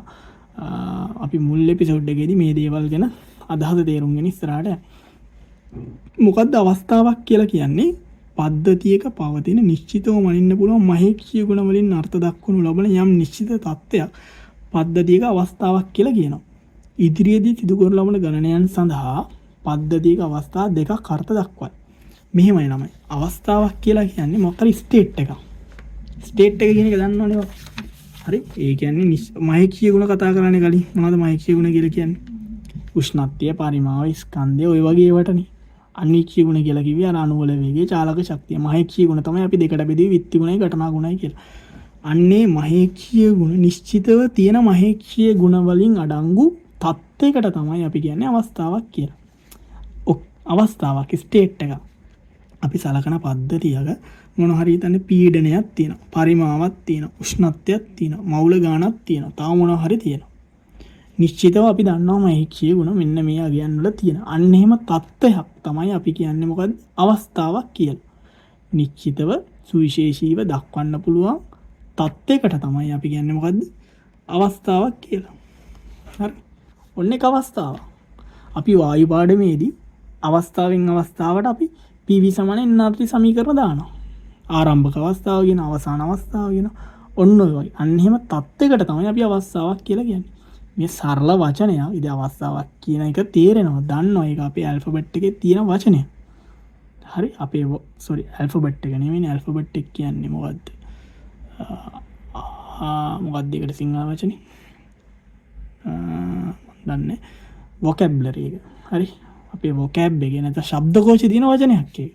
හරි මොකක්ද නම ඇත්තටම ඇල්ෆබෙට් එකට තියෙන සිංහල වචනේ? බලමු මතක් වුණොත් මෙතන දාන්නම් මම. එතකොට ඒක අපිට ආය අමුතුවෙන් කියන්න දෙයක් නැහැ මේ අවස්ථාව කියන්නේ මෙන්න මේකයි කියලා. ඒක අපි දන්න දෙයක්. ඒක අපිට නිකන් අර බඩේ බත් වගේ දෙයක්. එච්චරට සරල දෙයක්. අවස්ථාවක් කියන්නේ අන්න ඒ වගේ නිශ්චිතව අර්ථ දක්වලා තියෙන තත්ත්වයකට තමයි අපි කියන්නේ අවස්ථාවක් කියලා. ඒතර අපි අවස්ථාව අපි මේ වචනේ ගැන පැහැදිලි කරන්නේ මොකද? මෙන්න මේක වැදගත් අපිට ගණන් හදද්දී. මොකද්ද මේක අපිට වැදගත් වෙන්නේ? අපි අවස්ථා දෙකක් කතා කරනවා. එකක් ආරම්භක අවස්ථාව, එකක් අවසාන අවස්ථාව. ආරම්භක අවස්ථාව කියලා කියන්නේ පද්ධතියක්. ඉතාම වැදගත්. මෙන්න මේ දෙක තේරුම් ගන්න මේ දෙක පට්ට වැදගත් දෙයක්. ආරම්භක අවස්ථාවද අපි කියන ඉනිෂියල් ස්ටේට් එක කියලා කියන්නේ පද්ධතියක් සඳහා යම් සලකනු ලබන ඕනෑම ආකාරයේ අන්තර්ක්‍රියාවක් සිදු කිරීමට පෙර අවස්ථාව ආරම්භක අවස්ථාව. පද්ධතියක් සඳහා අපි සලකන ඕනෑම ආකාරයේ අන්තර්ක්‍රියාවක් සිදු කිරීමට පෙර අවස්ථාව ආරම්භක අවස්ථාව. ඒ කියන්නේ අපි මොකක් හරි හිතන්නකො මේ පද්ධතියත් එක්ක ගනුදෙනුවක් කරන්න යනවා කියලා. මේ පද්ධතිය රත් කරන්න යනවා කියලා හිතන්නකො. මොකක් හරි දැන් නැත්නම් අපි මේ පරාමිතියක් වෙනස් කරන්න යනවා කියලා හිතන්න. මේකේ පීඩනය ටික වැඩි කරන්න යනවා කියලා හිතන්නකො. අන්නේ මොකක් හරි වෙනසක් කරන්න කලින් අපි මොනම සලකන මොහොතක් වෙනස් කරන්න කලින් අවස්ථාවට තමයි ආරම්භක අවස්ථාව කියලා කියන්නේ. එහෙනම් මේ වෙනස කරාට පස්සේ අවස්ථාවට අපි කියනවා මොකද්ද? අවසාන අවස්ථාව කියලා. එතකොට මේ පද වෙනස් වෙලා තියෙන්න පුළුවන්. තියෙන්න පුළුවන් නෙමෙයි වෙනස් වෙනවා. එහෙම වුණාට පස්සේ වෙනස් වෙනවා. එතකොට මම මේ වෙනස් වෙන අවස්ථාව p එක්ක එකක් එක්ක කිහිපයක් එක්ක ඔක්කොම. හරි. එහෙම වෙනස් වෙන්න පුළුවන්. හරි. මම මේව දානනම් t n කියන එක මම වෙනස් කරේ නෑ මවුල ගන්න කියන. ඒතර මට මේ අවස්ථාව මොකද අවසාන අවස්ථාව කියලා හිතන්න පුළුවන්. මොකක් හරි අන්තර්ක්‍රියාවක් මොකක් හරි ගනුදෙනුවක් මොකක් හරි වෙනසක් විපර්යාසයක් කරන්න කලින් අවස්ථාවට අපි ආරම්භක අවස්ථාව කියලා කියනවා. ඒ වෙනස කරාට පස්සේ හරි ඒ වෙනස කරාට පස්සේ අවස්ථාවට අපි කියනවා මොකද්ද? අවසාන අවස්ථාව කියලා. අවදාවත් අහන්නේ අපි මොකද්ද ආරම්භක අවසාන අවස්ථාව කියලා. හරි අර්ථ දක්වන්න කියලා. එහෙම අහන්නේ. ඔය උනට තේරුම් ගන්න. ඒකෙන් හැබැයි අපි නිකන් නොහිතන විදියට MCQ එකක් කරකවලා දෙන්න පුළුවන්. හරි? ඔය වචනත් එක්ක නිකන් සරල අදහස තේරුම් ගන්න. හරිද? يعني ලියන්නේ නැහැ මේවා ආරම්භක අවස්ථාව අර්ථ දක්වන්න කියලා.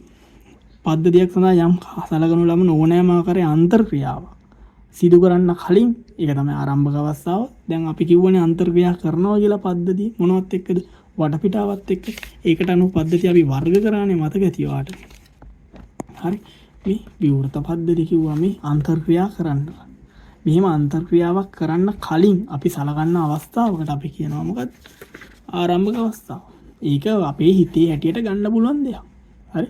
අපි සලකනවා මෙන්න මේකට කලින් අවස්ථාව ආරම්භක අවස්ථාව. ඒ සිද්ධිය වුණාට පස්සේ අවස්ථාව තමයි අවසාන අවස්ථාව කියන්නේ. හරි. ඔන්න ඕක තමයි අදහස. හරිද? ඔයාලා ෆිසික්ස් වල ගණන් හදද්දිත් ඔය ආරම්භක අවසාන අවස්ථාව කතා කරනවා එක එක තැන් වලදී. ඔය චාලිස් සමීකරණ වලදී යම් තැනක ඉඳලා ඊළඟ අවස්ථාවට දානවා. ඔය කතා කරන්නේත් ඒ වගේ කතාවක් තමයි මෙතන. හරි. ඉතින් අවසාන අවස්ථාව කියන්නේ මොකද දෙනවා? පද්ධතියක් විසින් යම් සලකනු ලබන අන්තර්ක්‍රියා සිදු කරාට පස්සේ අවස්ථාවට අපි කියනවා මොකද්ද? ෆයිනල් ස්ටේට් එක නැත්තම් අවසාන අවස්ථාව කියලා. ඉස්සරහට යමු අපි. එහෙනම් වාට ඕන නම් මෙන්න මේක දාගන්න එතනට. හරි. මෙන්න මේ රූප සටහන එතනට දාගන්න. පැහැදිලිද? ඉතින් මේ පිස්ටනේ දාලා මම උස්සනවා කියලා දැන් මේ පිස්ටන් මට්ටම මේ හරින් ඇදගන්න. හරි. පිස්ටනේ දැන් උඩ තියෙන්නේ. ඒ කියන්නේ මම පීඩනය අඩු කරා. හරි. මේ පිස්ටනේ පල්ලෙහාට ගියොත් නේ පීඩනය වැඩි. මම පිස්ටනේ උස්සලා පීඩනය අඩු කරලා පරිමාව වැඩි කරා. ඒ විදිහට ඕනනම් ඇදගන්නවා ආරම්භක අවස්ථාව අවසාන අවස්ථාව. තමන් මේ ඩයග්‍රෑම් එකේ එතන දාගන්න. හරි. පද්ධතියකට මෙහිදී වටපිටාව සමග පදාර්ථයේ ශක්තිය තාපය ඔය සියල්ලම සමග අන්තර්ක්‍රියා කරන්න පුළුවන්. මොකද අර ඒ වෙලාවේදී ඔය අවස්ථාව විපර්යාසයක අපි කියන අවස්ථාවක් වෙනස් වෙද්දී යන ආරම්භයේ ඉඳලා අවසාන අවස්ථාවට යද්දී මෙන්න මේවත් එක්ක එයාට අන්තර්ක්‍රියා කරන්න පුළුවන්. මොකද්ද? එක්ක ස්කන්ධයාට අයින් කරන්න පුළුවන්. නැත්නම් ස්කන්ධයක් මේකට දාගන්න පුළුවන්. හරිනේ? මම කියවනේ වෙනසක් කරන්න කලින්. ඉතින් මේ වෙනස මේකට ස්කන්ධයක් දැම්ම ගෙනල්ලා කියලා.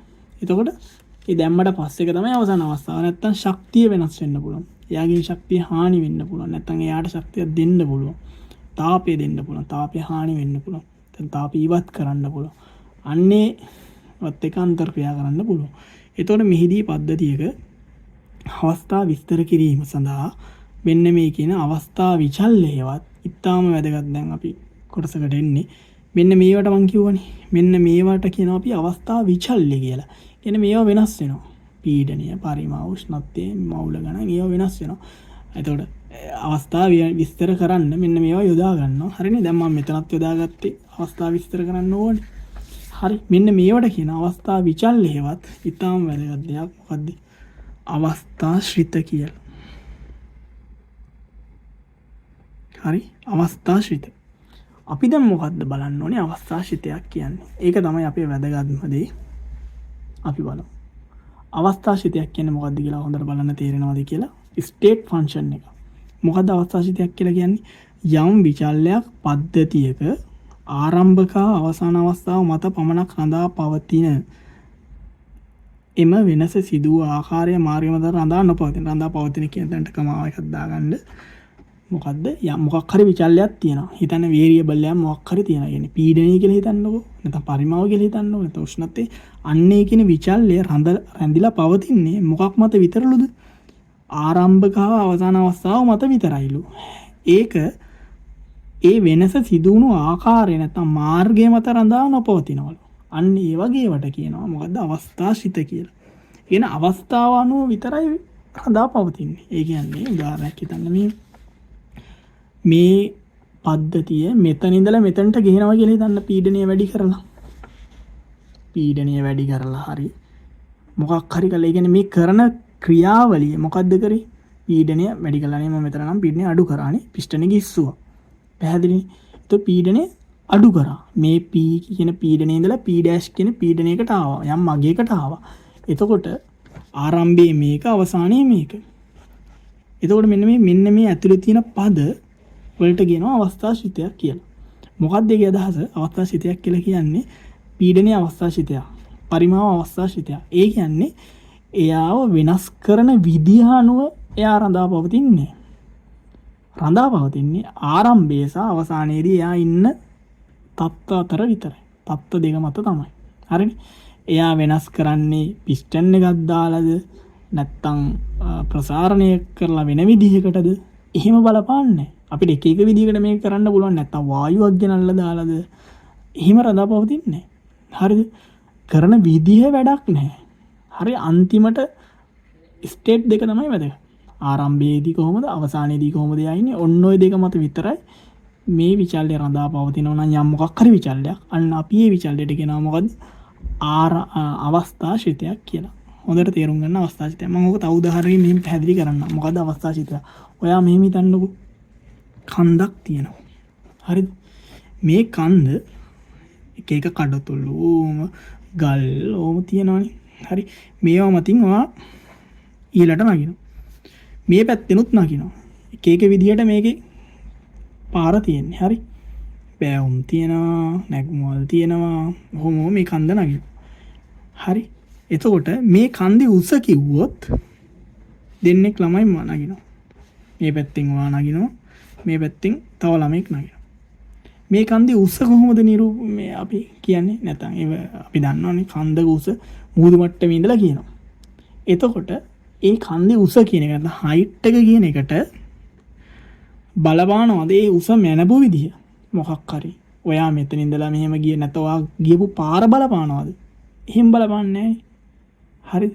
බලපන්නේ එකයි. මෙන්න මෙතන ඉඳලා මෙතන කඳු මුදුනේ මෙන්න මේ ආරම්භක අවසාන පොයින්ට් දෙක අතර රිජුස. ඕකනේ කතාව.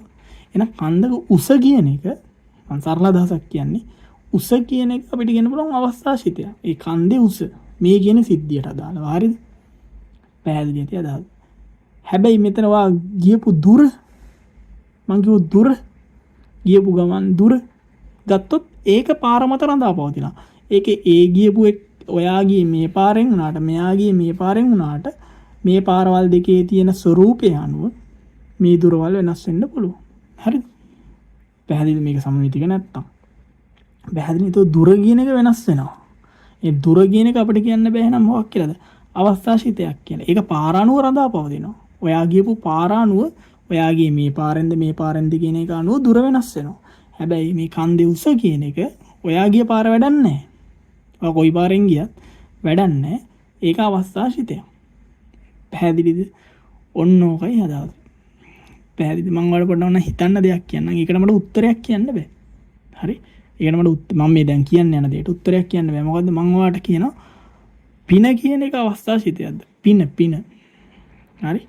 පින කියන එක අවස්ථාශිතයක්ද? ඒ කියන්නේ ඔයා හිතන්න නිකන් මෙහෙම අපි දන්නවා සිරිපාදේ ශ්‍රීපාදස්ථානේ. ඒක වන්දනා කරන්න පාරවල් කිහිපයක් තියෙනවානේ. එතකොට ඒ අපි යන පාර නැත්නම් අපි සිරිපාදේ නැගලා ඒක වන්දනා කරගෙන ආයි බහිනවා. හරි? එතකොට ඒ අපි ගන්න පින කියලා අපි විශ්වාස කරනවානේ. ඒකිය රඳා පවදිනවද යන පාර අනුව? හරි? කෙනෙක් කුරුවිට පැත්තෙන් නගින්න පුළුවන්. කෙනෙක් රත්නපුර පැත්තෙන් නගින්න පුළුවන්. කෙනෙක් හැටන් පැත්තෙන් නගින්න පුළුවන්. හරි? නිකන් හිතලා බලන්න. හරි? මන් දන්නේ ඒක අවස්ථාශිතයක්ද නැද්ද කියලා. ඒ කියන්නේ අමාරු පාරෙන් නැග්ගොත් හරි පින හම්බෙන ප්‍රමාණය වැඩිද? හැටන් පැත්තෙන් නැග්ගොත් පින හම්බෙන ප්‍රමාණය අඩුද? පාර ලේසි වුණාම පින හම්බෙන ප්‍රමාණය අඩුද වැඩිද? ඔයා හිතලා බලන්න. අවස්ථාසිතයක්ද නැද්ද? මම දන්නේ නැහැ උත්තරේ. හරි. නිකන් කිව්වේ එක හිතන්න දෙයක්. right. මෙතන බලන්න කතාව. ඒකට තේරුම් ගන්න මොකද්ද? අවස්ථාසිතයක් කියන්නේ පාර වැඩක් නෑ. වෙන පාර වැඩක් නෑ. හරිනේ. වැඩේ ක්‍රියාවලිය වෙන මාර්ගයේ වැඩක් නෑ. අවසානයි අන්තිමයි කියන ආරම්භක අවසාන තත්ත්ව දෙක තමයි බලපාන්නේ. ඒ අවස්ථාසිත කියන අවස්ථා කියන වචනේත් තියෙනවනේ සිත කියන වචනේත්. ඕකට තමයි අපි අවස්ථාසිතයක් කියලා කියන්නේ. පැහැදිලි ඇති කියන අදහස. මේවා ආයෙ ආයෙ හිතන්න මේවට අමතක වෙන්න පුළුවන්. හරි. ඒ නිසා නැවතර එපිසෝඩ් එකේ වුණා මේ වැඩේ කරන්න. ඒතර මම මෙහිම කියලා තියෙනවා ස්ටේට් ෆන්ක්ෂන් එකක් කියන්නේ මොකක්ද කියලා අර්ථ දැක්වුවා. ඒතර උෂ්ණත්වය, එන්ට්‍රොපිය, එන්තැල්පිය, ගිබ්ස් යෝජ්‍ය ශක්තිය, අභ්‍යන්තර ශක්තිය, පීඩනය, පරිමාව ඕවට අපි කියනවා මොකද්ද? අවස්ථාසිත කියලා. මේවා මේ පාරවල් මත රඳා පවතින්නේ. මේවා වචන වලට බය වෙන්න එපා. එන්ට්‍රොපිය, එන්තැල්පිය, මේවා පාඩමේදී අපි ඉස්සරහට කතා කරන දේවල්. හරි. එන්ට්‍රොපිය, එන්තැල්පිය, ගිබ්ස් යෝජ්‍ය ශක්තිය ඒවා. හරිද? ඒතර මෙන්න මෙතන වැදගත්. මෙන්න මේක පොඩ්ඩක් බලන්න තේරෙනවද කියලා. අවස්ථාසිත අන්‍යෝන්‍යයත් බැවි. ඉන්ටර්ඩිපෙන්ඩන්ට් කියනවා. ඉන්ටර්ඩිපෙන්ඩන්ට්. හරි. ඒ කියන්නේ මේ සිංහල වචනේ තේරුම් බලන්න.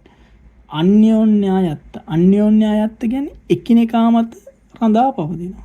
අවස්ථාසිත එකිනෙකා මත රඳා පවතින. එහෙම වෙන්න පුළුවන්. අන්‍යෝන්‍යයත් එකිනෙකා අතර සම්බන්ධයක් තියෙනවා. හරි. ඉන්ටර්ඩිපෙන්ඩන්ට්. ඩිපෙන්ඩ් වෙනවා රඳා පවතින එකිනෙකා මත. ඒ කියන්නේ අවස්ථාසිත එකිනෙකා මත රඳා පවතින නිසා පද්ධතියක් සුවිශේෂීව දැක්වීම සඳහා සියලු විචල්්‍ය දැනගැනීම අත්‍යවශ්‍ය නොවන අතර කිහිපයක් දැනීම පමණක් ප්‍රමාණවත්ය. ආයි කියන්න අවස්ථාසිත අන්‍යෝන්‍යයත් බැවින් පද්ධතියක් සුවිශේෂීව දැක්වීම සඳහා සියලු විචල්්‍ය දැනගැනීම අත්‍යවශ්‍ය නොවන අතර කිහිපයක් දැනීම ප්‍රමාණවත්ය. ඒක මෙහෙම තේරුම් කරන්න. මෙතනින් තේරුම් කරගන්න පුළුවන්. මේ එකිනෙකා මත මේවා අවස්ථාසිතනේ. මේ නැත්නම් විචල්්‍යනේ මේ අවස්ථා විචල්්‍යයන්නේ. එතකොට මේවා ඉන්ටර්ඩිපෙන්ඩන්ට්. ඒ කියන්නේ මේවා එකිනෙකා මත රඳා පවතිනවා. එතකොට අපි පද්ධතියක් විස්තර කරද්දී අපි පද්ධතියක් සුවිශේෂීව දක්වනවා කියවනේ මොකද්ද? පද්ධතියක අවස්ථාවක් අපි කියනවා කිව්වේ මොකද්ද? මොකක් හරි නිශ්චිත මේ රාශීන් වල තත්ත්වයක්නේ. අන්න එහෙම මේ පද්ධතිය විස්තර කරද්දී අපිට මේ හැම පදේම දැනගන්න ඕනේ නැහැ කියලා මේ කියන්නේ. මොකද එකිනෙකා මත මේගොල්ලෝ රඳා පවතින නිසා හරි පද කිහිපයක් දැනගත්තත් ඇති. එතකොට අපිට අනිත් එක්කෙනා හොයාගන්න පුළුවන්. උදාහරණ හොඳම දේ ඕකේ ඔයා දන්නා මේ පද අතර සම්බන්ධය මොකද? P = nRT කියලා සමීකරණයක් දන්නවනේ පරිපූර්ණ වායු සමීකරණය. එතකොට ඔයාට හැම පදෙම දැනගන්න ඕනේද? නැහැනේ. කෙනෙක් දන්නේ නැතුණාට අනිත් අය දන්නවා නම් එයාව හොයාගන්න පුළුවන්. අන්න ඒ වගේ කතාවක් මෙතන කියන්නේ. එතකොට පද්ධතිය විස්තර කරන්න ඔක්කොම දැනගන්න ඕනේ නැහැ. මොකද මේවා ඉන්ටර්ඩිපෙන්ඩන්ට්. අන්‍යෝන්‍යයත්යි. හරි. මේවා අන්‍යෝන්‍යයත්යි. ස්වායත්ත නෙමෙයි අන්‍යෝන්‍යයත්. හරි. ඒ මම හිතන්නේ විරුද්ධ වචන නෙමෙයි ස්වායත්ත සහ අන්‍යෝන්‍යයත් කියන්නේ. ස්වායත්ත සහ පරායත්ත කියන්නේ නම් විරුද්ධ වචන. මේ අන්‍යෝන්‍යයත් කියන්නේ වෙනම අදහසක් තියෙන එකක්. එකිනෙකා මත බැඳීමක් තියෙන එකක් කියන එකක්. හරි. අන්‍යෝන්‍යයත් ඉන්ටර්ඩිපෙන්ඩන්ට්. හරි. අවස්ථාසිත අන්‍යෝන්‍යයත් බැවි. ඒක තේරුම් ගන්න මේ වචනේ දාලා දෙන්න පුළුවන්. අන්‍යෝන්‍යයත් නිසා පද්ධතියක් සුවිශේෂීව විස්තර කරන්න දැක්වීම සඳහා සියලු විචල්යන් දැනගැනීම අත්‍යවශ්‍ය නොවන අතර කිහිපයක් දැනගැනීම ප්‍රමාණ. මේක අනිත් පැත්තට දෙන්න පුළුවන් ABCD ප්‍රකාශනයක. අවස්ථාසිත අන්‍යෝන්‍යයත් නොවන බැවින් සියලු විචල්‍ය දැනගත යුතුය. පද්ධතියක් විස්තර කිරීම සඳහා එහෙම දෙන්න පුළුවන්. හරි. තේරුම් ගන්න කතාව කටපාඩමින් නෙමෙයි අදහස තේරුම් ගන්න. දැන් මම මෙතන මතක තියාගන්න විදිහ කිව්වනේ. අදහස P = nRT කියන එකෙන් අපිට තේරෙනවා ඔක්කොම දැනගන්න ඕනේ නැහැ පද්ධතියක් විස්තර කරන්න. මොකද මේවා එකිනෙකා මත බැඳීමක් තියෙන නිසා ඔක්කොම දැනගන්න ඕනේ නැහැ. හරි. අන්න එහෙම අදහස තේරුම් ගන්න අපි ඉස්සරහට යමු. ඊළඟ එක අර මාර්ගශිත. මේක නම් ඔයාලට සිලබස් එකේ මේ වචනේ දාලා නැහැ මම මේක.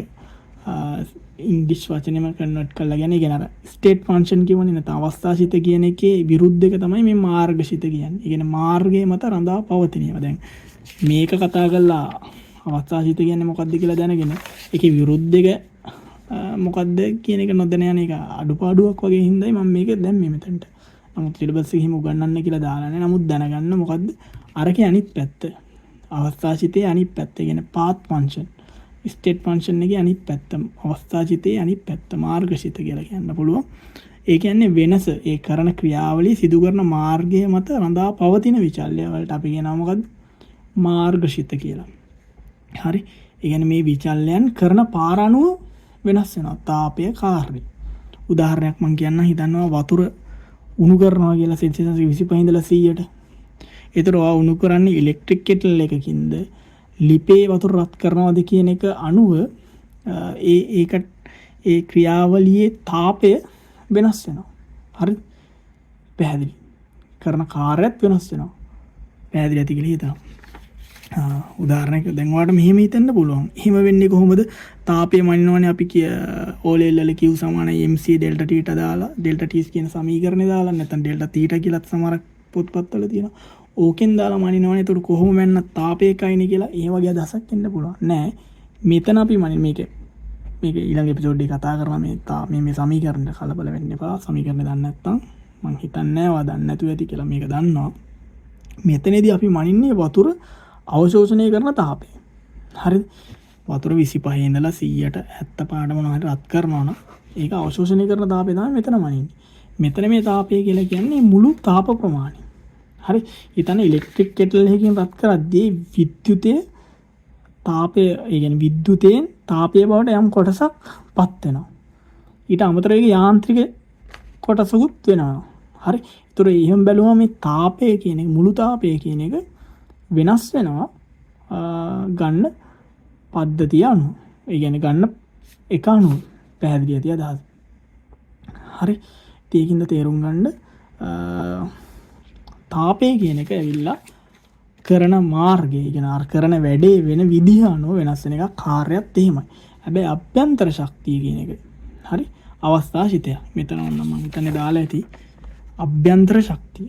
හරි? මේකත් එක්ක ඔයාලා මේක වෙනමම පාඩමක් ළමයි. මේක වෙනමම කෙමිස්ට්‍රි වල කොටසක් තියෙනවා තර්මෝඩයිනමික්ස් කියලා. හරි? ෆිසික්ස් වලත් තියෙනවා. ෆිසික්ස් වලයි මේකත් එක්ක යන සමීකරණ පවා තියෙනවා ඔයාලා. ඉගෙන ගන්නවත් ඇති ඩෙල්ටා Q සමානයි U ධන W Q ධන W sorry ඩෙල්ටා U සමානයි ඩෙල්ටා Q ධන ඩෙල්ටා W. ඔහොම එකක් ඉගෙන ගන්නවා මං හිතන්නේ ෆිසික්ස් වල. ඔව්. මේ අභ්‍යන්තර ශක්තිය කියන්නේ මොකද්ද? මෙන්න මේ දෙකේ එකතුව. පැහැදිලි? ඒතර කාර්ය ප්‍රමාණයයි තාප ප්‍රමාණයයි එකතුව. එතකොට මේ දෙක ඇවිල්ලා Q සහ W තාපය සහ කාර්යය. එහෙමනේ අපි කියන්නේ. මේක Q මේක W work එකනේ. එතකොට මේ දෙක ඇවිල්ලා මාර්ගශීත. මේ දෙකේ එකතුව වෙන අභ්‍යන්තර ශක්තිය ඒක අවස්ථාශිතය. හරිද? ඒක අවස්ථාශිතය. මේ අභ්‍යන්තර ශක්තිය අවස්ථාශිතය. ඒක පාර මත රඳා පවතින්නේ නැහැ. හරිද? ඊට පස්සේ ඊටම වැදගත් කොටස් කීපයකට යන් අපි ඊළඟට තමයි ළමයි මෙන්න මේ ක්‍රියාවලි වර්ග කීපයක් තියෙනවා. අපි ඉක්මනට බලමු. ස්වයන් සිද්ධ ක්‍රියාවලි තියෙනවා. ස්වයන් සිද්ධ නොවන ක්‍රියාවලි තියෙනවා. ප්‍රතිවර්ත ක්‍රියාවලි තියෙනවා. අප්‍රතිවර්ත ක්‍රියාවලි තියෙනවා. ක්‍රියාවලි වර්ග 4ක් තියෙනවා. හරි? ඒවා සිදුවෙන විදිහ අනුව තමයි මේවා වර්ග කරන්නේ. මේවා ලොකු ගැඹුරක් නැහැ. අපි බලමු. ස්වයන් සිද්ධ ක්‍රියාවලිය වචනෙන්ම තේරෙනවා. ස්පොන්ටේනියස් ප්‍රොසෙස් කියනවා. ස්වයන් සිද්ධව සිද්ධ වෙනවා නම් ඒ කියන්නේ ස්වයංක්‍රීයව සිද්ධ වෙනවා නම් අපි ඒ වගේ වලට කියනවා ස්වයන් සිද්ධව සිද්ධ වෙන ක්‍රියාවලි වලට කියනවා ස්වයන් සිද්ධ ක්‍රියාවලි කියලා. මොකක්ද ඒ වගේ වලට උදාහරණ? ඊතන ලෝහ දණ්ඩක් උණුසුම් කෙළවරේ ඉඳලා සිසිල් කෙළවරට දක්වා තාපය ගලනවා කියලා. ඒතර අපි දන්නවා රත් වුණ ලෝහ දණ්ඩක තාපය ගලනවනේ. මේ කෙළවරේ රත් ඉගෙන දණ්ඩ රත් වෙලා නම් මේ කෙළවර හරිද? දණ්ඩ දිගේ තාපය ගලනවා. අපි කියනවා ඒවට සන්නයිනෙන් තාපය ගලනවා. ඒතර රත් වුණ කෙළවරේ ඉඳලා සිසිල් කෙළවරට තාපය ගලනවා. ඉතින් ඕක කාගෙන්වත් බලපෑමකින් වෙන දෙයක් නෙවෙයි. ස්වයන් සිද්ධව ස්වයංක්‍රීයව සිද්ධ වෙන දෙයක්. ඒතර අපි ඒකට කියනවා ස්වයන් සිද්ධ ක්‍රියාවලියක් කියලා. ස්පොන්ටේනියස් ප්‍රොසෙස් එකක් කියලා. ඒක උදාහරණයක්. ඒතර බලන්න පද්ධතියක ආරම්භක අවස්ථාවේ සිට අවසන් අවස්ථාවට පරිවර්තනය වීම එක් දිශාවකට එල්ලේ පමණක් සිදුවේ. මේ වගේ ක්‍රියාවලි වල මොකක් හරි එක පැත්තකට තමයි වෙන්නේ. හරි? දැන් මේ උදාහරණෙම ගන්නකො. මේ ලෝහ දණ්ඩ තාපය ගලන්නේ උණුසුම් පැත්තේ ඉඳලා සිසිල් පැත්තට. හරි? පැහැදිලිද අද? එතකොට ඒ වගේ වට කියනවා මොකද? අන්න එකත් වැදගත්. හරි. ඒතකොට ස්වයන් සිද්ධ ක්‍රියාවලිය වල මොකක් හරි එක් දිශාවකට තමයි ඒ ක්‍රියාවලිය සිද්ධ වෙන්නේ. පරිවර්තනය වෙන්නේ, වෙනස්කම වෙන්නේ. ඕවා අහන්න පුළුවන්. ස්වයන් සිද්ධ මේවා උදාහරණයක් මතක තියාගන්න. හරි. ඊට වඩා මේක මතකයි. ඒතකොට මම අර පද්ධති වර්ග කිව්වේ විවෘත, සංවෘත, ඒකලිත කියලා. ඒවැ ශක්තිය පදාර්ථය වෙනස් වෙන්නේ කොහොමද කියලා අර තේකෝප්ප උදාහරණේ. අන්න ඒ වගේ මතක තියාගන්න. එක එක උදාහරණ වලින් මේ කියන ක්‍රියාවලි සහ මේ වර්ග පැහැදිලි ඇති අදහස. ඊළඟට මෙන්න මේක වැදගත්. ස්වයන් සිද්ධ ක්‍රියාවලි බොහෝමයක් ස්වභාවික මෙන්ම වචනයක් තියෙනවා මම ඒක තේරුම් ගන්න අප්‍රතිවර්ත්‍ය වේ. ඔය ස්වයන් සිද්ධ වෙන ගොඩක් ක්‍රියාවලි ළමයි බොහෝමයක් ස්වභාවිකයි. ස්වභාවිකව වෙන ක්‍රියාවලි. දැන් උදාහරණයක් විදිහට මේ හරි. ඒ වගේම අප්‍රතිවර්ත්‍ය. දැන් මම මෙතන විස්තර කරන්නේ නැහැ අප්‍රතිවර්ත්‍ය කියන්නේ මොකක්ද කියලා. මෙතන තියෙනවා මේ වචනේ. ඉතින් තමයි තෙන්දි කියනවා අප්‍රතිවර්ත්‍ය කියන්නේ. ඒක ගොඩක් ස්වයන් සිද්ධ වෙනම ක්‍රියාවලි මොනවද? ස්වභාවිකව වෙන්නේ. ඒ වගේම අප්‍රතිවර්ත්‍යව වෙන්නේ. මෙතනට ඇවිල්ලා මම ආයි මේක පැහැදිලි කරාම ඇවිල්ලා ආයි පැහැදිලි කරනවා. ඊළඟට ස්වයන් සිද්ධ නොවන ක්‍රියාවලි. ස්වයන් සිද්ධ ක්‍රියාවලි කියන එකේ අනිත් පැත්ත. non spontaneous processes. ස්වයංක්‍රීයව සිදුවීමේ ප්‍රවණතාවයක් නොමැති ක්‍රියාවලිය තමයි ස්වයන් සිද්ධ නොවන. ඒ කියන්නේ එයාලට ඔටෝමැටිකලි ඒක වෙන්න බෑ. දැන් කාබන් දහනය ඔයා දන්නවා කාබන් දහනය වෙලා වාතයේදී කාබන් ඩයොක්සයිඩ් දෙනවනේ. හැබැයි දැන් වාතයේ තියලා තියෙන අඟුරු කෑලි එහෙම මේ දහනය වෙලා කාබන් ඩයොක්සයිඩ් දෙන්නේ නැහනේ. ඒකට මොකද්ද අපි තාපය දෙන්න ඕනේ. හරි. ඒතර අන්න ඒ වගේ දවස්. එතකොට අර කවුරු හරි ඉඳලා පණ ගන්නන්න ඕනේ. වැඩේ වෙන්න නම් අර පිටතින් තියෙන්න ඕනේ දෙයක්. ඒතර අන්න ඒ වගේ වලට කියනවා අපි ස්වයන් සිද්ධ නොවන ක්‍රියාවලි. හරි. හරි. ඉතින් තේරුම් ගන්න මේ කතාව. කාබන් දාහනේ ඒ වගේ එකක්. ඊට පස්සේ බලමු ප්‍රතිවර්ති ක්‍රියාවලිය. ප්‍රතිවර්ති ක්‍රියාවලියක් කියන්නේ පද්ධතියක් ආරම්භක අවස්ථාවේ සිට අවසාන අවස්ථාව දක්වා ගමන් කිරීමේදී සිදු වෙනස්කම් සමූහයේ විපර්යාසය නැත්නම් විපර්යාස සම්තතිය කියලා කියනවා.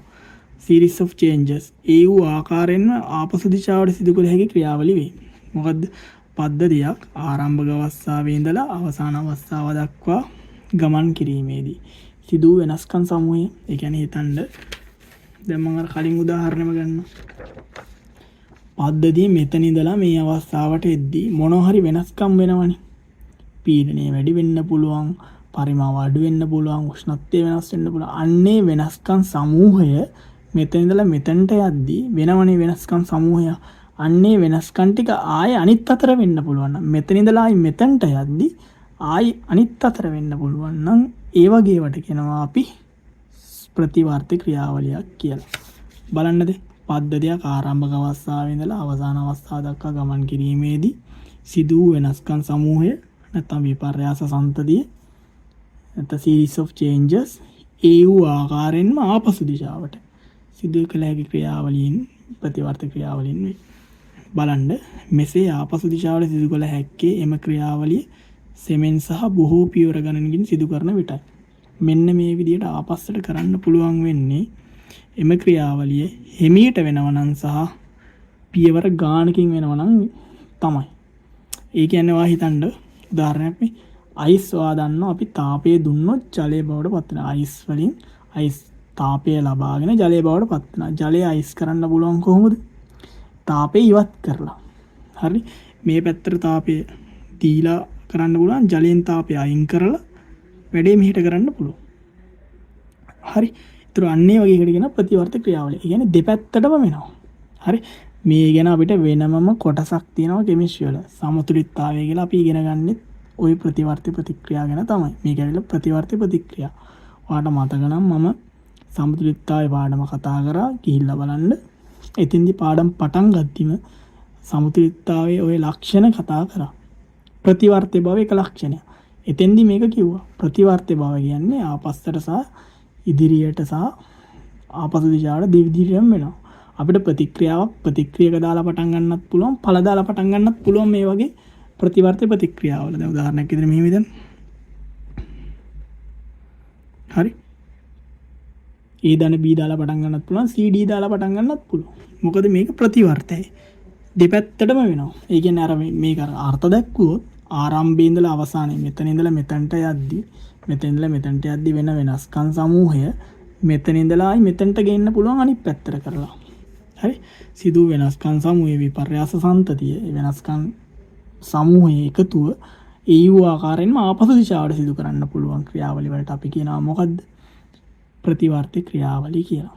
එහෙම ඒවා වෙන්නේ ළමයි මේ හිමීට වෙන නැත්තම් පියවර ගානකින් වෙන ක්‍රියාවලිය වල. හිතන්න එකපාරට ඩෝංගාල වෙන ක්‍රියාවලියක අනිත් පැත්තට ඒ වැඩේ කරන්න බෑ. එකපාරට ෂණික වෙන ක්‍රියාවලිය ආපසු දිශාවට කරන්න පුළුවන්. එහෙම බෑ. හොඳට වෙලාවති අරන් හොඳට හිමීට පියවර ගානක පහු කරලා වෙන වැඩක් තමයි ආපස්සට කරන්න පුළුවන්. මේ කතාව වැදගත්. හරි. එහෙම ආපස්සට කරන්න පුළුවන් වෙන්නේ මෙහෙම හිමීට බොහෝ පියවර ගන්නකින් සිදු කරන විට. පැහැදිලි. එකපාරට ඩෝංගාල කරන ක්‍රියාවලිය එහෙම අනිත් පැත්ත ගහලා කරන්න බෑ. ආඩ අදහස පැහැදිලි ඇති. හරි. කතාව තේරුම් ගන්න මම ඊට පස්සේ මේක අනිත් පැත්ත බලමු. මොකද්ද?